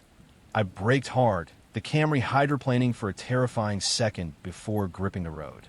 The tires splashed through the water, and I craned my neck to look back. Nothing. Just the empty stretch, rain rippling the puddle's surface. I laughed it off, a nervous chuckle that sounded forced even to me. Eyes playing tricks, I muttered, blaming the glare, the fatigue. These roads were notorious for wrecks and bad weather, slippery curves, sudden floods. But that image had felt too vivid, too real. I eased off the brake and continued, but the unease lingered, a quiet itch at the back of my neck. Miles blurred together, the storm intensifying, wind gusting against the car like it was trying to push me off course. Every puddle now drew my gaze, their surfaces like dark mirrors holding secrets. In one, a glimpse of twisted metal and shattered glass. In another, a lone figure stumbling from a ditch, arm outstretched. They weren't matching the real world around me. The road was clear, no debris, no signs of accidents. But the reflections told different stories, frozen moments of chaos, screams etched on faces, hands pounding on windows, water rising fast. My own reflection started to twist in them, my eyes wide, pleading, mouth open in a silent cry that mirrored the ones in the visions. I blinked hard, rubbed my face, but they persisted, each puddle a window to some parallel nightmare. The rain hammered louder, thunder masking what sounded like distant cries, faint, almost human, carried on the wind. Or was it just the storm? My mind raced back to childhood tales of these lowlands, how floods had claimed whole families, cars swept into creeks, bodies never recovered. Uncle's voice again. The water echoes what it's taken. I try to shake it, turn the heat up to combat the chill seeping through the vents, but the cab felt heavier, the air thick with the scent of mud and something brackish like stagnant water. A larger pool loomed ahead, spanning both lanes, and I slowed to navigate it. The reflection hit me like a punch. A multi-car pileup, flames licking at the edges despite the rain, figures crawling from the wreckage, their movements jerky and desperate. One turned toward me, face contorted in agony, and I swore it locked eyes with my reflection, mouth forming words I couldn't hear. Panic bubbled up. I accelerated through, water spraying up the sides, but the image burned in my mind. The cries grew clearer now, not just wind, muffled pleas, names called out, echoing from the puddles as if the road itself was alive with memories. I glanced in the rearview mirror, half expecting to see one of those figures in the back seat, but it was empty. Yet the side mirrors echoed the visions too. Past wrecks replaying in loops, my car superimposed, skidding toward doom. The dread built slow, a creeping fog in my chest. I pulled over at a wide spot, gravel crunching under the tires, engine idling as rain pelted the roof like impatient fingers. Stepping out felt reckless, but I needed air, needed to break the spell. The downpour soaked me instantly, cold rivulets running down my neck, but I walked to the edge of the road, staring at the puddles pooling in the ruts. Lightning flashed, and there they were, reflections of submerged cars, hands pressing against glass from below, eyes staring up through the water. No sound but the storm, yet the cries resonated in my head, a chorus of the lost. Help! Can't breathe. The water. I backed away, slipping on the mud, heart thundering. Back in the car, doors locked. I wiped the mirrors, but the visions flickered on, my face aging in one, gaunt and drowned. In another, the car flipping, me trapped inside. Thunder boomed, masking sobs that weren't mine, or were they? The isolation crushed in. The nearest town miles away, no signal on my phone, just me and the rain-slicked road holding its secrets. Time lost meaning there on the shoulder. I tried driving on, but every puddle pulled my eyes, the reflections growing more personal. My aunt's face in one wreck, my own childhood self in another, waving frantically. The cries intensified with the rain, whispers now, warnings of curves ahead, of floods rising. Turn back, it's coming. My hands shook on the wheel, sweat mixed with rainwater on my skin. Memories surged unbidden. Uncle's stories of the '83 flood that took a convoy of cars here. Drivers ignoring the rising creeks, reflections in the water showing their fates before it happened. Echoes of the drowned, he called them, showing what could be. I dismissed it then, but now, Stranded in the storm, it felt like truth. Lightning revealed the road, ahead shimmering with water, puddles merging into shallow lakes, and in them, endless replays of tragedy. I yelled into the cab, "Stop!" But the visions only sharpened, my reflection pleading back, eyes hollow with foreknowledge. Dawn's gray light finally pierced the haze, the rain slackening to a drizzle. The reflections faded with the storm, puddles turning mundane, just water mirroring the sky. Shaken, engine still running, I drove on cautious, reaching a truck stop near Pickens as the sun crept up. The place was a beacon, neon flickering, semis idling like guardians. Inside, diesel scent mixed with fried food. I ordered coffee, hand still trembling as I gripped the mug. The mechanic at the counter, a wiry guy with grease-stained fingers and a name tag reading Earl, noticed my state. "Rough night?" he asked, voice drawl thick. The words spilled, puddles, reflections, cries, the twisted visions. He listened, nodding slow, eyes distant like he'd heard it before. Those lowland roads flood bad in storms. Folks say the reflections are echoes of the drowned, ones lost to wrecks and washes over the years. They show what happened, or what could be warning you off, but stare too long, and they pull you in, make you see your own end. He paused, staring out at the clearing sky. Lost a cousin that way. Swore he saw himself in a puddle, drove straight into the creek. I muttered thanks, paid up, and headed home, the drive dry and unremarkable. Aunt fussed over me, but I kept quiet about the night. Sleep came uneasy, dreams replaying the reflections, my face staring back from underwater. That was a year ago. I drive dry routes only now, avoid the lowlands in bad weather, plan trips around forecasts like a ritual. Took a job closer to town to cut the commutes. But puddles still whisper warnings in the rain. Faint glimpses in parking lots, reflections in windows during showers that twist just wrong. The sorrow clings, confusion in the quiet moments. Were they memories of the past, or glimpses of futures avoided? The dread lingers, a quiet companion for the drowned and for me, teetering on the edge. On stormy days, when the roads glisten, I feel their eyes in every pool, waiting to show what could be. The rain falls, and the echoes wait.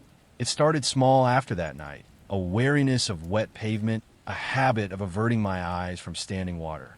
Aunt noticed, asked if I was all right, but I brushed it off as road fatigue. Yet the visions crept back in subtler ways.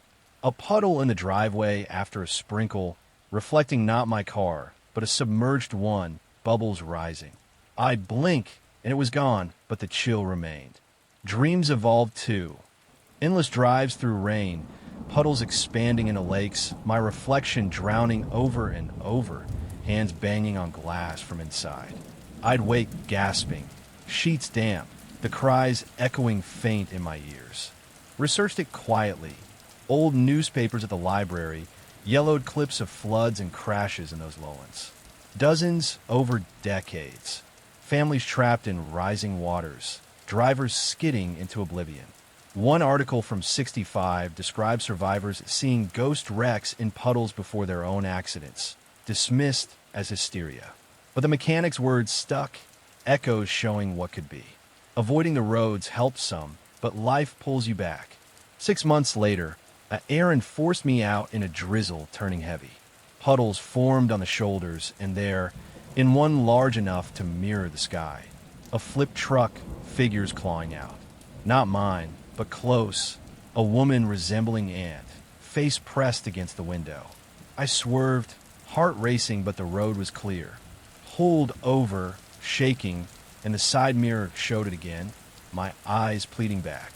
Thunder mass cries that night, but I heard them, names from those old clips woven in. Made it home, but the encounter stirred deeper sorrow for the lost, their final moments replayed eternally in the rain. Called Aunt, voice casual, but she sensed something. "The land shows you for a reason," she said, echoing Uncle. "Maybe to save you, or remind you life's fragile." Winter brought floods, news of wrecks on those same stretches. I volunteered at a rescue squad, thinking action might quiet the haunt. Saw my share of close calls, cars teetering on banks, drivers pale with shock. One night, pulling a sedan from a ditch, the driver muttered about seeing his crash in a puddle beforehand. Our eyes met, no words needed. The reflections visited more, in rain barrels, fogged windows, even a spilled drink on the table, twisting to show peril. Confusion deepened. Warnings or curses? Sorrow for the drowned mingled with fear for myself, teetering on that edge. Last spring, a downpour caught me on a detour, lowlands unavoidable. Puddles everywhere, reflections assaulting. Past wrecks, future ones. My car sliding, water rising. Cries loud as thunder, pleading to turn back. I did, rerouting miles, arriving home late, but safe. But the pull lingers, a quiet dread in every storm. Aunt passed recently, lonely in her sleep. Her face appears now in the visions, waving farewell or warning. I drive less, walk more, but puddles find me. The Appalachians hold their echoes close, the drowned whispering through the wet.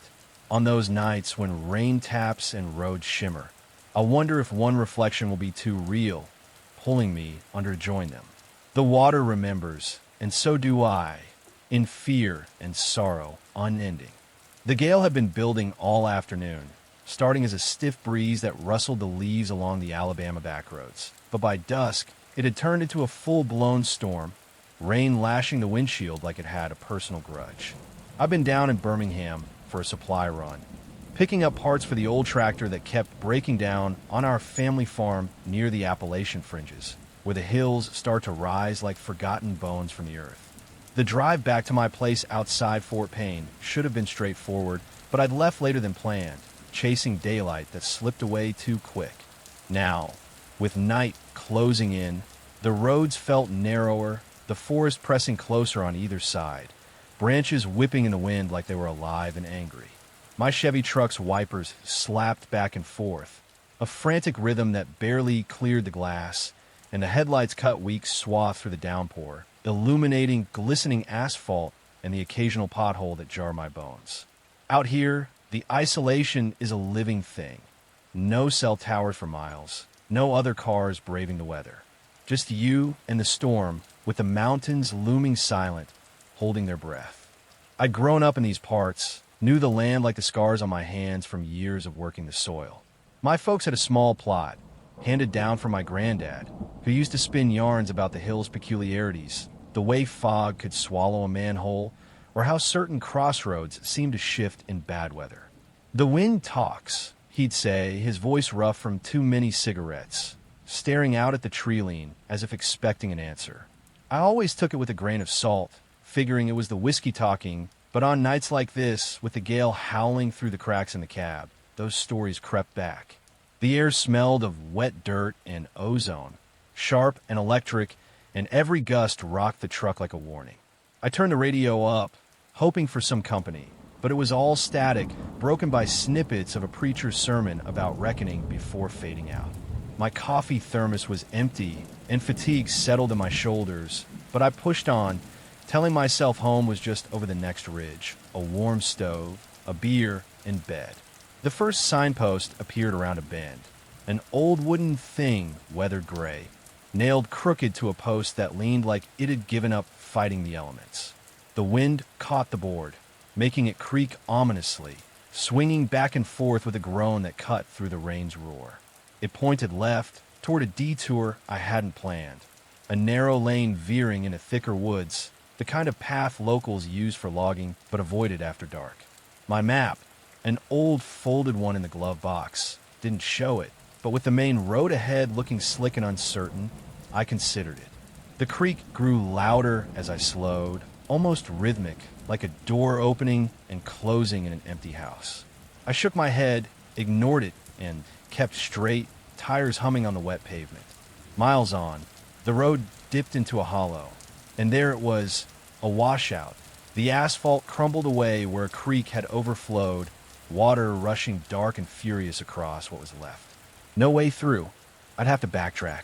Cursing under my breath, I turned the truck around, headlights sweeping the trees, their trunks glistening like skin in the beam.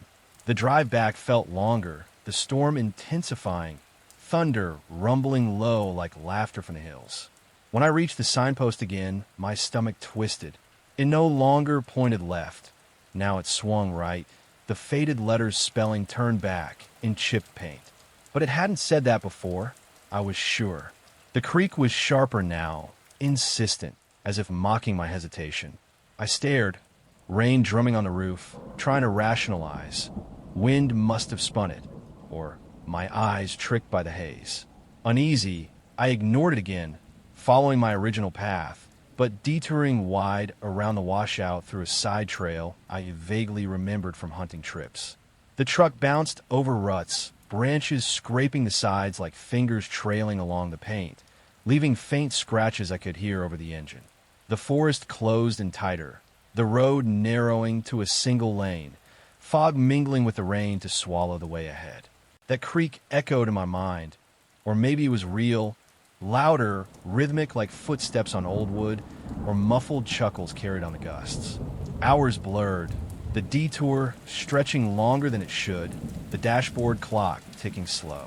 I wiped fog from the inside of the windshield, the heater blasting but barely touching the chill that had settled in my bones. Memories surfaced unbidden, Granddad's tales of cursed crossroads, places where the land played tricks, luring folks into loops they couldn't escape. He'd lost a friend that way, or so he claimed, a hunter who wandered off trail in a storm, found days later miles from where he started, babbling about signs that lied. I pushed it down, focused on the road, but the scratches grew more insistent, branches clawing like they wanted in. At a small clearing, a bald spot in the woods where lightning must have struck years back. The signpost appeared again, splintered and battered, propped against a stump as if it had been waiting. Too late. It read, the words smeared but clear in my headlights. My blood ran cold. This wasn't the same spot, couldn't be. Shadows loomed at the edges of the beam, shifting like figures just out of sight. The creak now a cacophony, laughter unmistakable in the wind. Panic gripped me slow at first, a cold realization dawning. The road was looping, the signs guiding me deeper into the maze. I floored the gas, truck lurching forward, branches whipping the sides like accusations. The creak followed, echoing from all directions, mingled with whispers, names, warnings, pleas from storms past. I swerved around curves that felt familiar yet wrong, headlights catching eyeshine in the underbrush, deer, or something else watching. The fuel gauge dipped lower than it should, the clock frozen at midnight.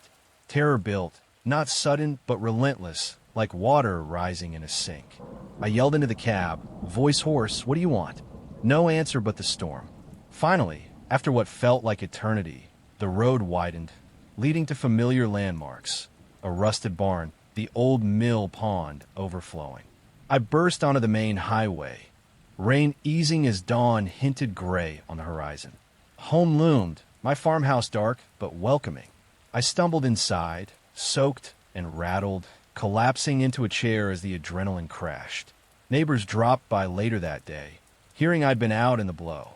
Old Miss Clara from down the lane brought soup, her eyes sharp under wrinkled brows.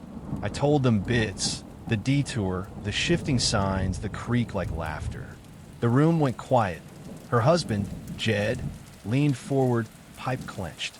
That sign marks the Devil's Fork, a cursed crossroads back from Civil War days. Folks say it shifts in storms, trapping the unwary in endless loops. Revenge for some betrayal long forgot. Loggers, travelers gone missing, found wandering days later, or not all. Clara nodded. The wind carries their laughs, pulling you back. Best heed the signs, or they'll claim you. I laughed it off weak, but their words stuck, burrowing deep. That was last spring. I fixed the tractor, tilled the fields, life rolling on like the hills. But storms bring it back. The creak faint at first, in the eaves, or the barn doors swinging. Dreams pull me into those loops, signs changing, shadows closing. I avoid backroads in bad weather now. Stick to paved highways with lights. Took up whittling to steady my hands, but the knife slips, sometimes carving shapes like twisted posts. Neighbors whisper I look haunted, ask if I'm all right. I nod, but the confusion gnaws. Was it wind and fatigue, or the land's memory reaching out? Sorrow lingers for those trapped before, their echoes in the gale. On windy nights, when rain taps the panes and branches scratch like fingers, I hear that creek drawing closer, pulling me back to the fork. The hills remember, and maybe they ain't done with me yet. The dreams started subtle, fragments at first, a creaking post in the wind, my truck turning left despite my will. I'd wake sweaty, heart racing, convinced the bed frame groaned like wood in a storm. But as summer turned to fall, they deepened. Endless drives through looping roads, signs morphing before my eyes, detour to turn back to too late to my name, etched in splintered letters. Shadows in the clearing resolved into faces, gaunt men in old uniforms, loggers with axes rusted, eyes pleading or accusing. Not ghosts, nothing supernatural, just echoes of the lost, betrayed at that crossroads long ago. Granddad's voice wove in. The land holds grudges, his laugh turning to that creek, mocking. I started journaling them, thinking writing would exorcise the hold. But the pages filled with sketches, posts leaning, paths twisting into knots. Neighbors noticed my wariness, the way I'd pause at forks in the farm lanes, staring as if expecting change. Jed pulled me aside one day, hoe in hand. Seen that look before. My uncle got caught in the loop back in '68, storm like yours. Came out babbling about laughter in the wind. Never drove again. His story mirrored mine, down to the scratches on his truck. Faint but permanent. I nodded, but doubt crept. Coincidence, or the crossroads claiming kin? Winter brought heavier rains, floods washing out bridges nearby. News reports of missing drivers, cars found empty in the woods. I volunteered for search parties, thinking purpose might quiet the creek, but in the mud-slick trails, I'd hear it, faint groans in the trees, branches scraping like invitations. One night, leading a group, we found a signpost topple, detour faded on one side, too late scratch fresh on the other. The others laughed it off as vandalism. I froze, the creek echoing in my head. Back home, the dreams intensified, me trapped in the loop, fuel running dry, shadows encircling, their laughter my own. Spring thawed the ground, but not the dread. I sold the truck, bought a newer one with GPS, thinking tech would anchor me. But on a mild rain, detouring for road work, the screen glitched, pointing left into woods. I ignored, but the creek came through the vents, low and laughing. Pulled over, shaking, and found scratches on the door, fresh like fingers had tried the handle. Confusion deepened. The land's curse, or my mind unraveling in isolation? Sorrow swelled for Granddad, his tales now warnings unheeded, his lonely end in a storm much like mine, found wandering, muttering about loops. Now, I far by day avoid nights out. The creek visits in gusts, pulling memories like tides. Neighbors keep distance, whispering I'm marked. I listen to the wind, wondering if one storm will call loud enough to follow. The hills shift silent, their crossroads waiting. The rain falls and the pull lingers, endless as the loop. Months dragged, but the hold tightened. Last harvest, a squall hit sudden during chores. Barn door creaked open, though latch tight. Inside, shadows danced in lantern light, post-like shapes leaning. I bolted it, heart pounding, but dreams that night trapped me at the fork, signs spinning like roulette, laughter swelling to screams. Woke to find the journal open, too late scrawled in my hand. Jed died winter past, heart attack in his field. At the wake, Clara confided. He heard the creak too, after his uncle. Said it pulled stronger near the end. Her eyes met mine, knowing. I nodded, the sorrow shared. Generations tangled in the land's grasp, betrayed by paths that shift. I hiked the fringes less, stick to open fields, but gusts carry the groan, inviting. A recent storm, power out, I sat by the window, rain lashing. Creek rose outside, closer, door rattling like something tested the knob. I froze, shadows looming in the yard, posts shaped in lightning. Morning showed nothing but scratches on the sill, faint as whispers. Fear blends with resignation now. The crossroads calls, patient. Confusion for why me, random wanderer, or blood tie to the betrayed. The Appalachians keep their secrets creaking in the gale. On those nights, when wind howls and branches scratch, I feel the pull, wondering if I'll answer, stepping into the loop to stay. The storm passes, but the dread remains, drawing ever near. The rain had been pounding down for what felt like hours, turning the backroads of southern West Virginia into a treacherous slurry of mud and gravel that tugged at my tires like invisible hands. I'd been heading home from a late shift at the mill in Huntington, the kind of job that leaves you bone-tired and aching, staring at the clock until you can punch out and hit the road. Normally, the drive to my trailer in the holler near Logan takes about an hour and a half, but with the storm raging, it stretched on endlessly. The wipers on my beat-up Chevy pickup slapped back and forth in a futile rhythm, barely clearing the windshield before another sheet of water obscured everything. Headlights pierced the darkness in weak beams, illuminating slick pavement and the dense wall of trees crowding the shoulders, their branches swaying wildly in the wind like they were trying to flag me down. Out here in Appalachia, nights like this make you feel small, insignificant against the vastness of the hills that seem to breathe and shift around you. No other cars for miles, no lights from distant cabins, just the relentless drum of rain on the roof and the occasional rumble of thunder echoing through the valleys like a warning from the earth itself. I'd rolled the window down a crack earlier to let in some air, but now it only invited the chill mist inside, carrying the earthy scent of soaked soil and decaying leaves. It smelled like the forest was alive, rotting from within, and the isolation started to weigh on me. Growing up in these parts, you hear stories from the old-timers about how the mountains claim folks. Hikers vanishing without a trace, drivers pulled off the road by flash floods, or something worse. My pawpaw used to sit on the porch whittling, telling tales of feral people living deep in the woods, survivors of old mining accidents gone wild, luring the unwary with tricks of the light or sound. The hills have eyes, he'd say, his voice low and gravelly, eyes fixed on the tree-line as if expecting something to emerge. I always laughed it off as superstition, the kind bred from too much moonshine and too little company, but alone in that storm, with the mud slicks threatening to yank me into a ditch, those words echoed faintly in my head. I turned the radio up, hoping for a distraction, but it was all static, the signal lost in the folds of the terrain. My coffee had gone cold in the thermos, and I sipped it anyway, the bitter taste grounding me as I navigated the twists, praying I didn't hydroplane into a ravine. About halfway home, the road dipped into a low stretch flanked by thick brush, the kind where creeks run parallel and swell quick in heavy rain. My high beams caught something ahead, fresh footprints stamped into the mud at the edge of the pavement, human and bare, toes splayed like they'd been running or trudging through the slop. They trailed from the center of the lane, veering off into the woods on the right, disappearing into the undergrowth. No one around, no abandoned car, no sign of life. My stomach knotted a bit. Who the hell would be out barefoot in this mess? A lost kid? A drunk wandering from a still?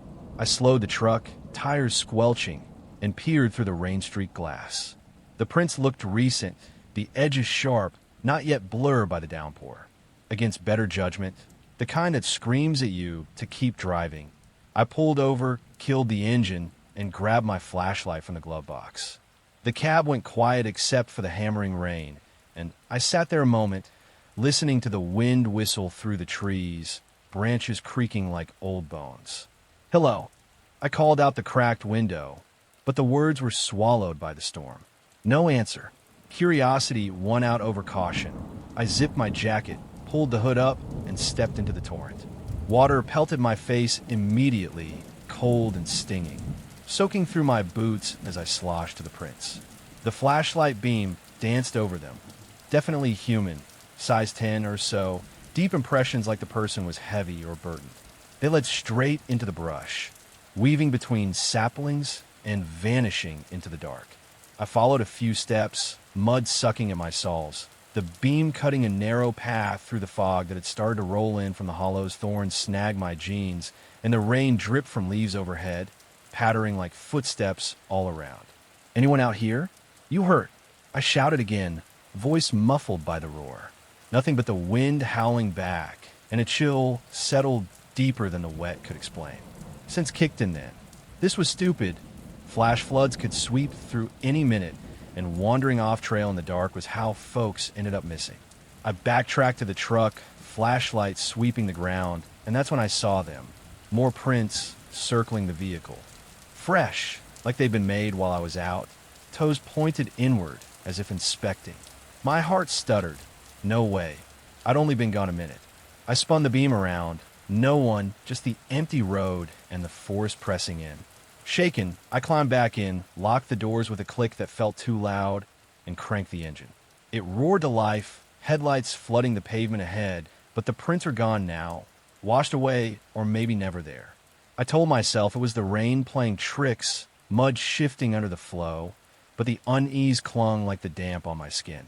I pulled out slow, tires spinning a bit before catching, and as I drove on, the beam caught more, parallel tracks along the shoulder, bare feet keeping pace with the truck, vanishing into the brush every few yards. Impossible. No one could match my speed barefoot in that terrain. I accelerated, the engine growling over the thunder, but they reappeared ahead, leading off into the woods again. A chill settled in my gut, cold and twisting. I rolled up the window tight, heater blasting, but it didn't touch the frost inside. The road climbed now, curving up a ridge, and the prints followed, relentless like a trail meant for me. Branches scraped the roof, wind rocking the cab, and every shadow in the trees looked like a figure ducking just out of sight. The drive stretched on, interminable, the storm showing no sign of letting up. My mind raced. Memories of Pawpaw's stories surfacing stronger. Tales of the vanished, folks lured into the hills by unseen calls, their footprints the only trace left behind. He'd say they were survivors gone feral or spirits of the lost miners from the 20s collapses, drawing the living in to share their fate. I gripped the wheel tighter, knuckles aching, eyes flicking to the mirrors for any sign behind. The prints faded as the road leveled, but the dread didn't. It coiled tighter with each mile. Finally, the glow of town appeared. A gas station and diner huddled at the edge of Logan, neon flickering through the haze. I pulled in, tires crunching gravel, and sat there a moment, engine idling, breath fogging the glass. The rain eased to a patter, and I stepped out, legs shaky, to fill up. An old local elder, Mr. Harlan from the hardware store, was inside nursing coffee, his face lined like the cracked earth after a drought. He nodded as I paid, noticing my pallor. "Rough night out there," he said, voice like rustling leaves. The words spilled then. The rain, the footprints, the circling, the parallel trail. He listened quiet, stirring his mug slow, eyes narrowing under bushy brows. When I finished, he leaned forward, voice dropping. "Them footprints belong to the vanished. Old legend round these hills. Folks disappear in storms, lured off by tracks that ain't their own. Miners, hunters, kids playing too far. They leave prints to draw others in. Make 'em join the lost in the deep woods where the light don't reach." He paused, staring out at the dripping eaves. Seeing myself once, years back. Followed a bit, came to my senses. But some don't. End up missing, prints the only sign. I muttered something about imagination, paid for the gas, and drove the last stretch home, the trailer dark and empty. Locked up tight that night, but sleep came fitful, dreams of endless tracks pulling me into the dark. That was over a year ago. I quit the night shifts, took day work at a local garage to avoid those roads after sundown. The trailer feels safer in daylight, but rainy nights bring it back, the patter on the tin roof, sounding like footsteps circling outside. I check the mud around the porch come morning, half expecting prints, but there's nothing. Neighbors whisper I look worn, ask if I'm all right. I nod, keep to myself. Pawpaw's gone now, buried last winter, his story's all that's left. I wonder sometimes if he saw them too, if that's why he stayed close to home in his later years. The confusion gnaws quiet. Were they real, tracks of some feral soul out there, or my mind cracking in the isolation? Sorrow lingers for the vanished, their lonely paths echoing in the hills. On stormy evenings, when the mud slicks the yard and wind rustles the brush, I swear I hear them, soft steps drawing closer, luring me out. I lock the doors, turn up the TV, but the pull remains faint but persistent. The rain falls, and the footprints wait in my mind, leading into darkness. The dreams didn't stay confined to night. They seeped into waking hours like damp through walls. A month after, during a light shower on a supply run, I spotted them again, bare prints crossing the parking lot at the feed store, leading toward the woods behind.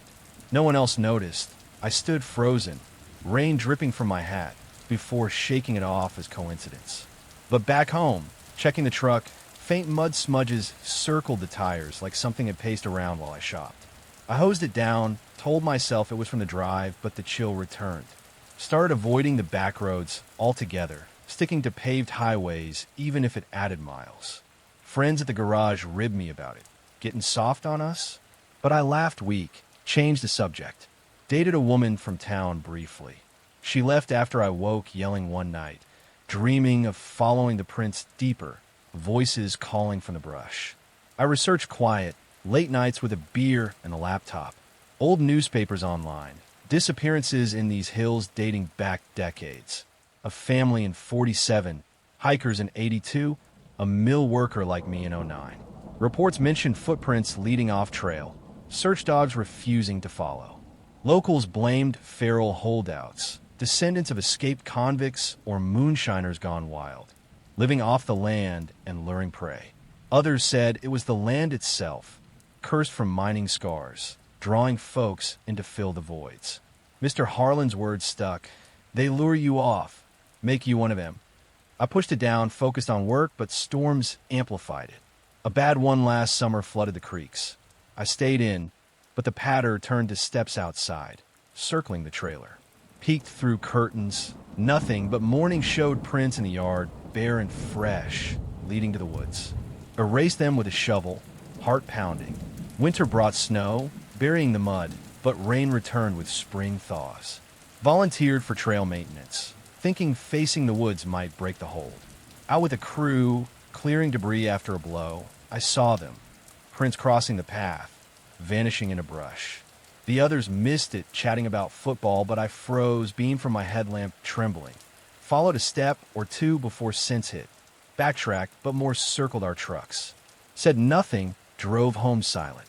The encounters grew. Prints in my garden after rain, leading to the shed. Smudges on the porch like bare feet had stood there. Confusion deepened. Feral people watching, or my imagination unraveling in solitude. Sorrow swelled for the vanished. Their fates unknown. Families left wondering. Papa's photo on the mantle seems to watch now, eyes knowing. Last week, a downpour caught me on the way back from town. Prints appeared ahead, crossing the beam, luring right into woods.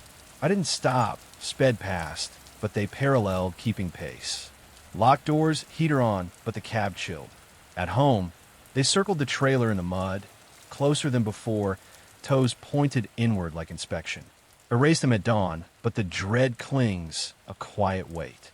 I avoid the woods, stick inside during storms, but the steps echo in every patter, drawing nearer. Wonder if one night I'll follow, stepping into the dark to join them. The hills hold their secrets, footprints fading but never gone. Rain brings them back, always closer, luring in sorrow and fear.